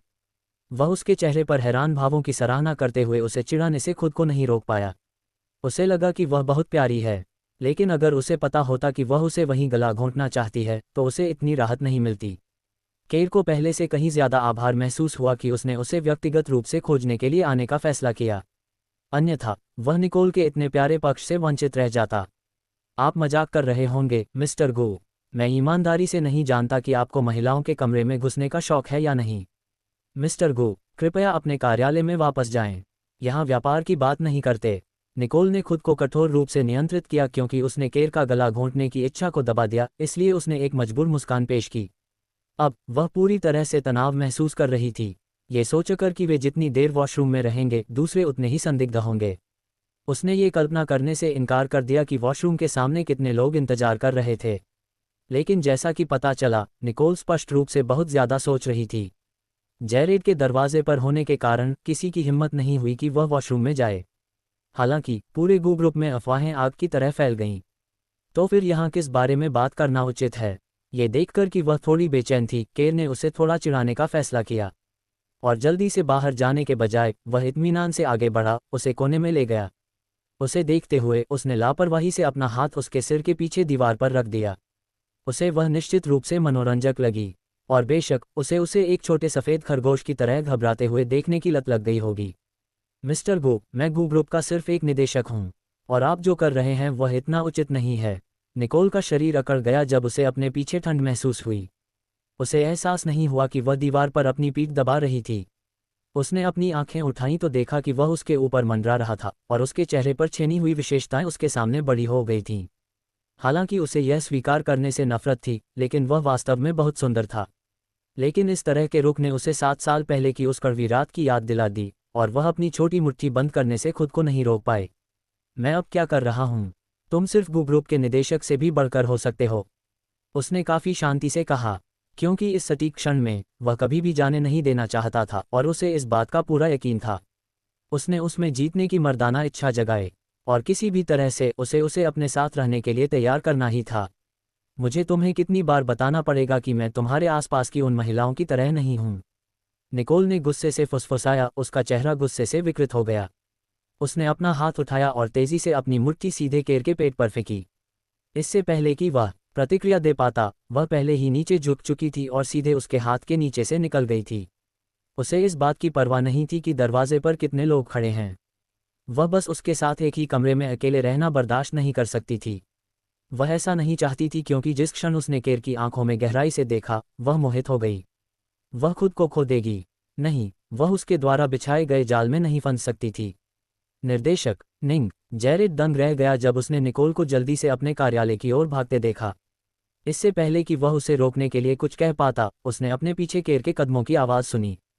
केर ने बेपरवाही से अपनी काली शर्ट को सीधा किया और जानबूझकर वॉशरूम से बाहर निकल गया। उसकी आंखों में छिपी अकथनीय खुशी थी।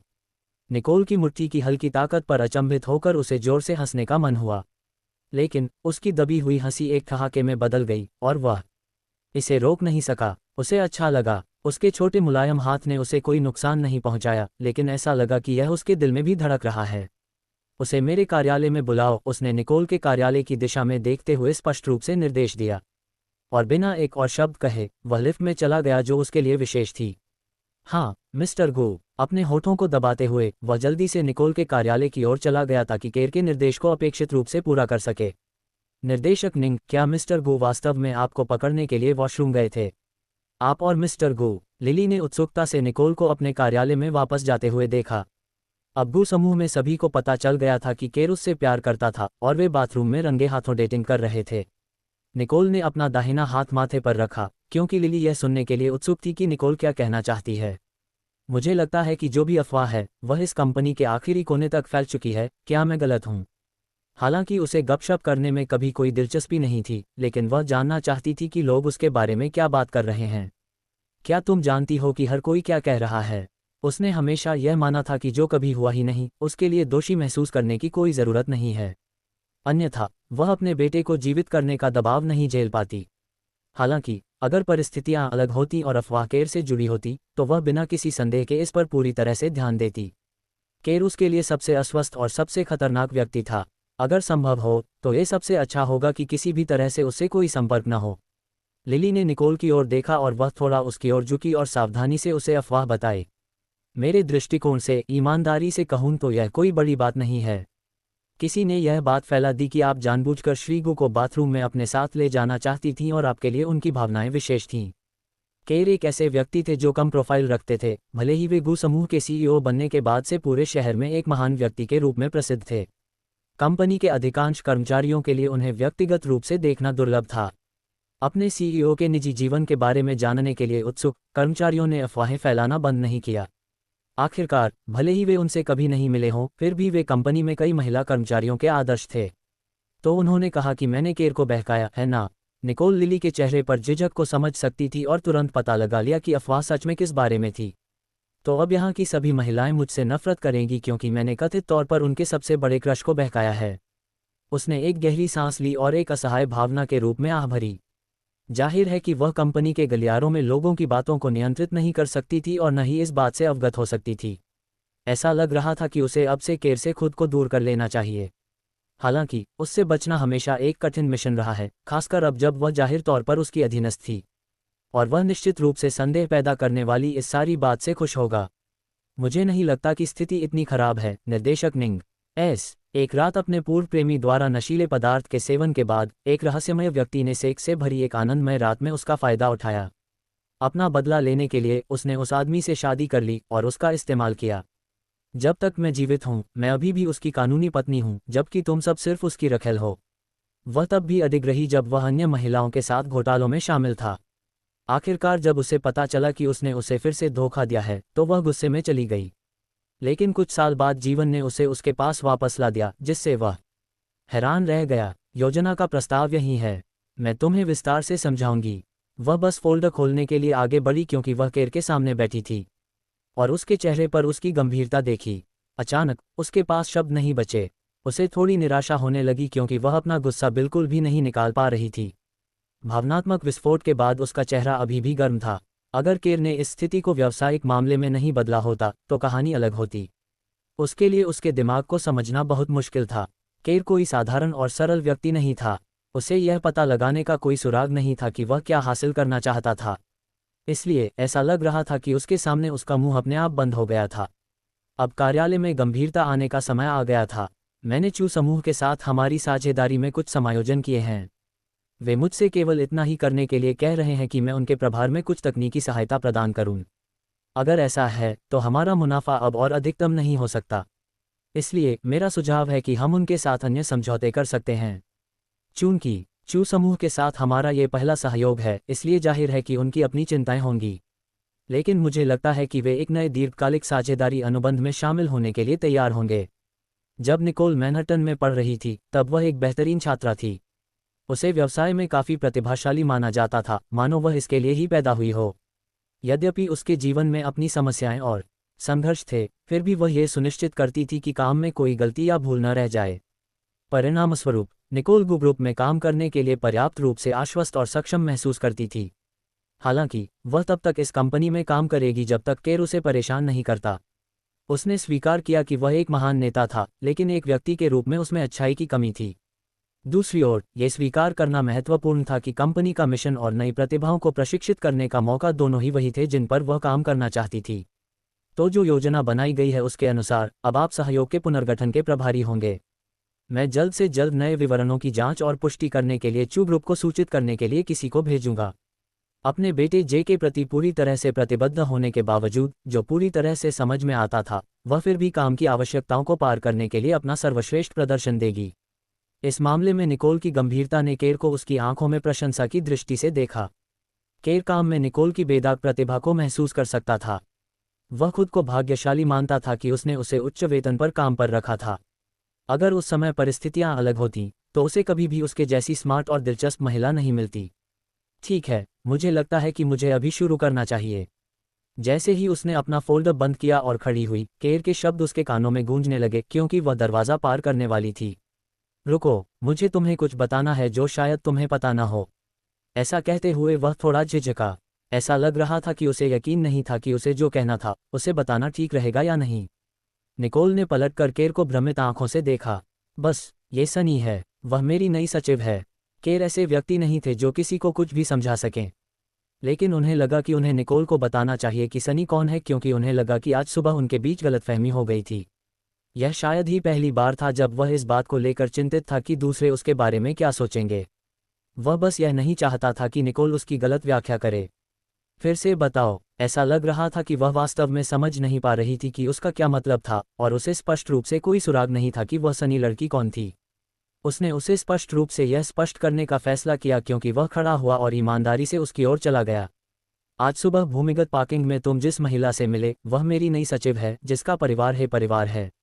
वे लंबे समय से गो परिवार के साथ दोस्त हैं। जब तक उसने उसके शब्द नहीं सुने, उसे एहसास नहीं हुआ कि वह आज सुबह जो हुआ उसे समझा रहा था। उसने अपना दाहिना हाथ उठाया और अपना मुंह ढक लिया। एक रात उसके पूर्व प्रेमी द्वारा नशीला पदार्थ खिलाए जाने के बाद एक रहस्यमय आदमी ने सेक्स से भरी एक आनंदमय रात में उसका फायदा उठाया। अपना बदला लेने के लिए उसने उस आदमी से शादी कर ली और उसका इस्तेमाल किया।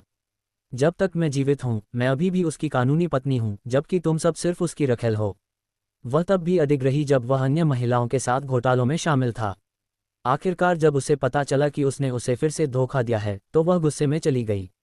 लेकिन कुछ साल बाद जिंदगी ने उसे वापस उसके पास ला दिया, जिससे वह हैरान रह गया। टॉयलेट से बाहर निकलते हुए, अरे बैरन, तुमसे सुनकर बहुत अच्छा लगा। क्या चल रहा है? लाइन के दूसरी तरफ बैरन ने उसकी आवाज़ सुनकर मुस्कुराया और धीरे से बोला, तुम कैसी हो? मैं सोच रहा था कि क्या तुम आज शाम को फ्री हो जाओगी, और उम्मीद है कि तुम्हारा जवाब हाँ होगा। मैं जे को लेने के बाद साथ में डिनर कर सकता हूँ। तुम क्या सोचती हो? जब भी वे साथ में डिनर करते थे तो बैरन की सामान्य दिनचर्या ये होती थी कि फैन ग्रुप से निकलने के बाद वह जे को स्कूल से ले जाता था और फिर वह निकोल को ले जाता था। ज़रूर, मैं तैयार हूँ, लेकिन मेरा सुझाव है कि तुम पहले मुझे ले जाओ और फिर हम जे को लेने जाएं क्योंकि वह अब दूसरे स्कूल में पढ़ रहा है। बैरन को अभी तक नहीं पता था कि केर ने जे को स्कूल से निकाल दिया है। ठीक है, फिर मिलते हैं। फ़ोन रखते समय वह अपने हाथ में रखी अंगूठी के ड्राफ्ट डिज़ाइन को देख रहा था। ये वह जन्मदिन का तोहफा था जो वह निकोल को देने वाला था, जिस पर कीमती पत्थरों के डिज़ाइन का सेट छपा हुआ था। वे एक दूसरे को इतने सालों से जानते थे। हालांकि बैरन की माँ और निकोल का जन्मदिन एक ही हफ्ते में था, जिसकी वजह से उसे हमेशा घर वापस आना पड़ता था, जबकि निकोल उसके बिना अपना जन्मदिन मना रही होती थी। तब से निकोल का जन्मदिन मिस करना उसके लिए दुख की बात थी। उसने खुद से वादा किया कि वह इस साल इसे मिस नहीं करेगा। इसलिए वह चाहता था कि वह निकोल की उंगली में अंगूठी पहनाए। वह किसी भी चीज़ या किसी को भी उसके जन्मदिन के लिए अपने मन में बनाई गई योजनाओं को बर्बाद नहीं करने देगा। मैं चाहता हूं कि अंगूठी बिल्कुल इस ड्राफ्ट डिज़ाइन की तरह दिखे। मुझे वाकई उम्मीद है कि यह महीने के खत्म होने से पहले तैयार हो जाएगी, कृपया। उसने ड्राफ्ट डिज़ाइन अपने सहायक को सौंप दिया और उसे फॉलो अप करने के निर्देश दिए। उस शाम भीड़भाड़ का समय था और ग्रुप के प्रवेश द्वार पर बहुत से लोग इंतजार कर रहे थे। इस समय बैरन ने अपनी सिल्वर रोल्स रॉयस फैंटम को कंपनी के सामने पार्क किया, जिसने तुरंत बहुत ध्यान आकर्षित किया। सभी लोग आश्चर्य में खड़े थे और कार के मालिक की पहचान का अनुमान लगाने लगे। और एक तरह के सहज भाव के साथ उसने खिड़की नीचे की और कंपनी के प्रवेश द्वार को घूरने लगा। फिर भी उसने आज जो धूप का चश्मा पहना था वह उसे बहुत सूट कर रहा था, क्योंकि ये देखने वालों की नज़रों से बच नहीं पा रहा था। निकोल, यहाँ। निकोल अचानक अपनी सोच से बाहर आई जब उसने कंपनी के दरवाजे पर आते ही बैरन की गर्मजोशी भरी आवाज़ सुनी। अभी भी उसे मिली फाइलों का ढेर लेकर वह सावधानी से चमचमाती कार की ओर बढ़ी और सीधे सामने की यात्री सीट पर बैठ गई। तुम्हें क्या हो गया है? बहुत ज़्यादा दिखावा मत करो। क्या तुम बहुत ज़्यादा नहीं हो? तुम कभी भी हाई प्रोफाइल व्यक्ति नहीं हो। वह उसे डांटने से खुद को नहीं रोक पाए। उसने लगभग अपनी आंखें घुमाईं क्योंकि उसने देखा कि वह वर्तमान में पहनी हुई सफ़ेद शर्ट में एक सज्जन लड़के की तरह लग रहा था। लेकिन ग्रुप के सामने इतनी आकर्षक कार को दिखाना उसकी हिम्मत के साथ ठीक नहीं था। ऐसा कुछ नहीं था जो बैरन कभी करेगा। नहीं, मैं ठीक हूँ। मैं बस अपनी कार चलाकर यहाँ आया हूँ। मुझे शुरू में चिंता थी कि शायद तुम मुझे तुरंत न देख पाओ। मैं बस अच्छा व्यवहार कर रहा हूँ, बैरन ने मासूमियत से उसकी ओर कंधे उचकाते हुए समझाया। लेकिन वह जानबूझकर ग्रुप में आया था। वह पहले से कहीं ज़्यादा लोगों को यह बताना चाहता था कि वह निकोल का दोस्त है। शुरू से ही उसने हमेशा उसके बेटे के अस्तित्व का ख्याल रखा था, क्योंकि उसने उसके लिए अपनी भावनाओं को अपने दिल में गहराई से दबा रखा था। और अब किसी भी चीज़ से ज़्यादा वह ये जानना चाहता था कि निकोल के दिल में उसके लिए क्या है। उसकी बात सुनने के बाद निकोल, जो अपनी किताबों के ढेरों को पलटने में व्यस्त थी, ने उसे सिर्फ एक नज़र देखा और कुछ नहीं कहा। फिर वह अपने हाथ में रखे दस्तावेज़ों को पढ़ने लगी। उस समय उसका दिमाग व्यस्त था। वह असहाय होकर सोच रही थी कि कल जब वह काम पर वापस आएगी तो किस तरह की अफवाहें फैलेंगी। वॉशरूम में पहले की घटना को याद करते हुए जहां केर ने उसे रोका था, उसे लगा कि उसके रोंगटे खड़े हो रहे हैं। और अब काम के बाद उसे लेने के लिए एक और लग्जरी कार आए। वह अंदर ही अंदर कराह उठी। चलो जय को लेने चलते हैं। मुझे नहीं पता कि वह पहले दिन जिस नए स्कूल में जा रहा है उसमें उसे आदत हो पाएगी या नहीं, निकोल ने बड़बड़ाते हुए कहा। उसका सिर नीचे झुका हुआ था क्योंकि वह अभी भी अपने हाथों में दस्तावेज पढ़ रही थी। वह उसी समय ये भी सोच रही थी कि यदि जय नए वातावरण में ढल नहीं पाया तो उसे खुशी होगी यदि उसका बेटा वापस जाकर अपना जीवन स्वयं चुनने का निर्णय ले। इसलिए यह नियम उस पर नहीं थोपा जाएगा। ये स्पष्ट था कि केर ने उसके इनकार के सभी कारणों को खत्म कर दिया था। भले ही वह चाहती थी कि जय उससे दूर रहे, उसे उसकी भावनाओं पर विचार करना था और उसका ख्याल रखना था। उसकी माँ के रूप में उसके लिए यही सबसे ज़्यादा मायने रखता था। जिस तरह से दोनों एक दूसरे के साथ बातचीत करते थे, उसे देखकर वह समझ सकती थी कि जय को केर बहुत पसंद है। शायद ऐसा इसलिए था क्योंकि वे खून के रिश्तेदार थे, इसलिए पिता और बेटे के रूप में उनके बीच संबंध विकसित करना एक आसान काम था, क्योंकि यह स्वाभाविक रूप से हुआ था। इसके बारे में आगे सोचने पर उसे यकीन हो जाना चाहिए कि केर एक अच्छा पति नहीं था, लेकिन किसी भी दर पर उसे नहीं पता था कि वह एक अच्छा पिता था या नहीं। कुछ देर के लिए बैरन चुप हो गया क्योंकि वह खुद गहरे चिंतन में था। वह इस बात पर विचार कर रहा था कि केर किस तरह का व्यक्ति था और ऐसा करने के उसके असली इरादे क्या थे। जहां तक वह उसके बारे में जानता था, केर एक जिज्ञासु व्यक्ति नहीं था। हर मायने में एक व्यवसायी होने के नाते वह सिर्फ लाभ के लिए कुछ नहीं करता था। जय इत्मीनान से पिछली सीट पर बैठे हुए, अपने छोटे हाथों में एक फ़ोन लेकर जो उसे उस सुबह केर ने दिया था, उसने चुपचाप एक संदेश संपादित किया। संतुष्ट होने के बाद उसने तुरंत केर को भेज दिया। केर की सोच तब विचलित हुई जब उसने एक टेक्स्ट संदेश की आवाज़ सुनी। उसने लापरवाही से अपना फ़ोन निकाला और उसे खोला। स्क्रीन को देखते ही उसकी आंखों में गर्मजोशी की झलक दिखाई दी। मुझे नया स्कूल बहुत पसंद है। शुक्रिया अंकल गो, लेकिन मुझे थोड़ा अफसोस हुआ कि मैं स्कूल के बाद आपसे नहीं मिल पाया। संतुष्ट मुस्कान के साथ अपने होठों के कोने पर कलिंग करते हुए केर ने स्क्रीन पर टैप किया और तुरंत एक संदेश भेजा। और दूसरी तरफ जय ने अपने सेल फोन को दोनों हाथों से मजबूती से पकड़ रखा था। केर के जवाब का बेसब्री से इंतजार कर रहा था। जब जय ने केर का संदेश पढ़ा तो वह तुरंत पीछे मुड़ा और देखा कि एक काली पोश उसके पीछे आ रही है।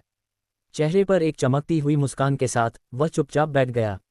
जय, क्या तुम ठीक हो? क्या तुम आज स्कूल जाने के लिए बहुत थके हुए थे? तुम आज इतने चुप क्यों हो? निकोल ने पीछे मुड़कर देखा और अपनी आंखें जय पर टिकाए रखीं, जो अभी भी पीछे की सीट पर चुप था। हालांकि जय बातूनी किस्म का नहीं था, फिर भी यह उसके लिए काफ़ी अजीब था कि जब उसने कुछ देर पहले केर का जिक्र किया तो उसने एक शब्द भी नहीं बोला। नहीं मम्मी, मेरी चिंता मत करो, मैं खुद को ढाल सकता हूँ। हालांकि मैं अपनी कक्षा में सबसे छोटा बच्चा हूँ, लेकिन मैं उनमें से किसी से भी कमतर नहीं महसूस करता। जय ने मासूम और खुश मुस्कान के साथ निकोल की ओर देखा। ये सुनकर बहुत अच्छा लगा जय। जब उसने जय के चेहरे पर ऊर्जावान मुस्कान देखी तो वह हैरान रह गई। मैनहट्टन में अपने दिनों के दौरान वह इस निष्कर्ष पर पहुंची थी कि जय अपनी उम्र के अन्य बच्चों की तुलना में बहुत अधिक परिपक्व था और विभिन्न परिस्थितियों में उनसे भी अधिक विवेकशील था। कई अवसरों पर वह उसके साथ एक वयस्क व्यक्ति की तरह व्यवहार करती थी। उसने लगभग इस तथ्य की उपेक्षा की थी कि वह केवल 6 वर्ष का था। हालांकि जब से वे देश लौटे हैं, उसने देखा है कि जय एक सामान्य बच्चे की तरह बन रहा है। वह जानती थी कि जय किस तरह केर पर निर्भर था और किस तरह केर से मिलने के बाद वह धीरे धीरे कम परिपक्व होता चला गया। ऐसा लग रहा था जैसे सब कुछ उसी तरह हो रहा था जैसा उसने अनुमान लगाया था। लेकिन सच ये था कि जय के व्यक्तित्व में ये बदलाव केर की वजह से था, जिससे निकोल चिंतित और झिझक रही थी। वह जानती थी कि अगर वह जल्दबाजी में अपने बेटे को केर से दूर ले गई तो लड़का दुखी होगा। आप कृपया अब कार से उतर सकते हैं, बैरन ने निकोल को सोच समझकर देखा और धीरे से अनुरोध किया। सतर्क आंखों की एक जोड़ी ने उसके चेहरे पर चिंता की हल्की भावना को पहचाना। उसके अंतर्ज्ञान ने उसे बताया कि निकोल की चुप्पी के लिए केर को जिम्मेदार ठहराया जाना चाहिए। हालांकि वह अभी अभी देश लौटी थी, लेकिन उसने पहले ही समझ लिया था कि केर धीरे धीरे उसके जीवन का एक महत्वपूर्ण हिस्सा बन गई थी। जब वह दरवाजा खोलने वाला था तो उसने पीछे से देखा कि उसके पूर्व प्रेमी द्वारा एक रात नशे में धुत एक रहस्यमय आदमी ने सेक्स से भरी एक रात में उसका फायदा उठाया। अपना बदला लेने के लिए उसने उस आदमी से शादी कर ली और उसका इस्तेमाल किया। जब तक मैं जीवित हूँ मैं अभी भी उसकी कानूनी पत्नी हूँ, जबकि तुम सब उसकी रखेल हो। वह तब भी अडिग रही जब वह अन्य महिलाओं के साथ घोटालों में शामिल था। आखिरकार जब उसे पता चला कि उसने उसे फिर से धोखा दिया है तो वह गुस्से में चली गई। लेकिन कुछ साल बाद जीवन ने उसे उसके पास वापस ला दिया, जिससे वह आश्चर्यचकित रह गया। इसीलिए वह अब आपकी कंपनी में काम कर रही है, मिस्टर गो। उसने केर की ओर अपनी आंखों में एक गर्म मुस्कान के साथ देखा। जब उसने निकोल के बारे में बात की तो उसकी आंखें स्नेह से भरी हुई थीं। वह घोषणा कर रहा था कि निकोल उसकी है। वह चाहता था कि केर यह गलतफहमी में रहे कि वह और निकोल एक दूसरे से प्यार करते हैं। इस तरह केर निकोल को छोड़ सकता है। बस इतना ही था कि उसने निकोल में केर की दिलचस्पी को बहुत कम करके आंका था। मुझे नहीं लगता कि मिस्टर फैंग का ऐसा कहना उचित है। मैं आपसे केवल इतना कह सकता हूं कि आप अपना मन शांत रखें। इसके अलावा यह उसका चुनाव है कि वह गु ग्रुप में रहे या फैंग ग्रुप में। अब जब वह गु ग्रुप की सदस्य है तो मुझे लगता है कि यह मेरी किस्मत होगी या ऐसा कुछ जो मिस्टर फैंग को कभी नहीं मिला। बैरन ने जो कुछ भी कहा उसे उसकी परवाह नहीं थी। उसकी राय में बैरन केवल उसे निकोल को छोड़ने के लिए मजबूर करने की कोशिश कर रहा था। फिर भी बैरन चाहे जितना भी प्रयास कर रहा हो, केर की निकोल में दिलचस्पी बढ़ती जा रही थी। मुझे अभी किसी और व्यक्ति से मिलना है। मुझे उम्मीद है कि हम जल्द ही इस बारे में सौहार्दपूर्ण बातचीत कर पाएंगे। उसने बैरन को नज़रअंदाज किया और जल्दी से रेस्तरां की ओर चल दिया। लेकिन जब वह अंदर जाने ही वाला था तो बैरन की आवाज़ ने उसका ध्यान हटा दिया। जय मेरा बेटा है। हताशा के एक पल में बैरन ने झूठ बोल दिया। उसने देखा कि केर उसके रहस्योद्घाटन को सुनकर स्पष्ट रूप से हिल गया था। बैरन ने केर पर झूठ बोलकर हमला करने का फैसला किया। हालांकि एक बार जब उसने झूठ बोलना शुरू कर दिया तो पीछे हटने का कोई रास्ता नहीं था। अपने बड़े झूठ को पुख्ता करने के लिए बैरन के पास एकमात्र विचार ये था कि एक के बाद एक झूठ का इस्तेमाल करता रहे और इसी तरह आगे बढ़ता रहे। ये योजना या तो हास्यास्पद साबित हो सकती थी या पूरी तरह सफल हो सकती थी। इसकी शुरुआत बहुत अच्छी रही क्योंकि केर का ध्यान बैरन की ओर गया।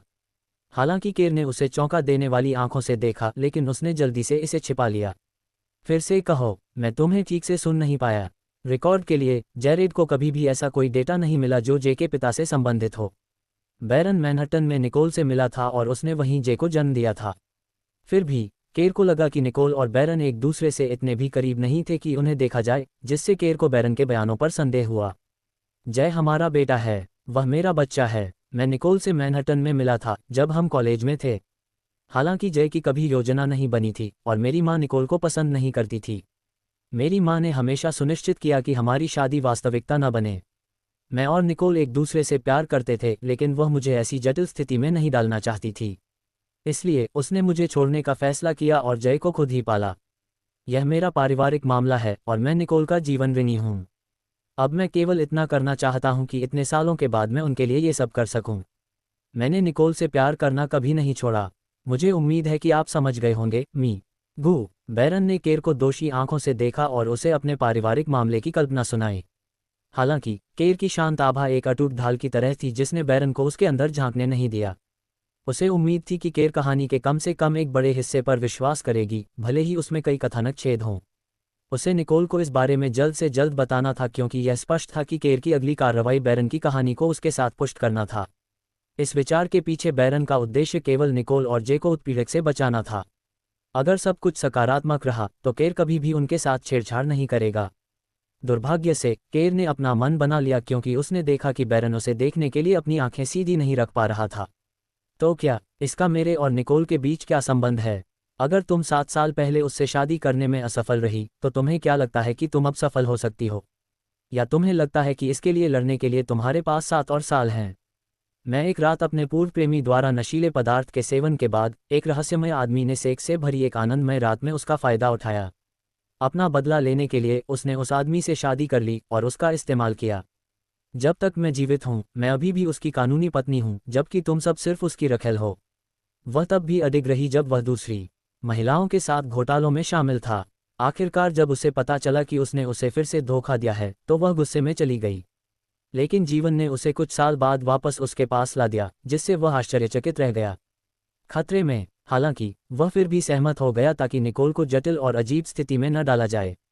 बैरन को निकोल के शब्दों से पता चला कि जे को केर पसंद है, और अब उसने इसे अपनी आंखों से देखा जब उसने उस पर नजर डाली। जे का छोटा और मासूम चेहरा, जिसकी आंखें खुशी से भरी हुई थीं।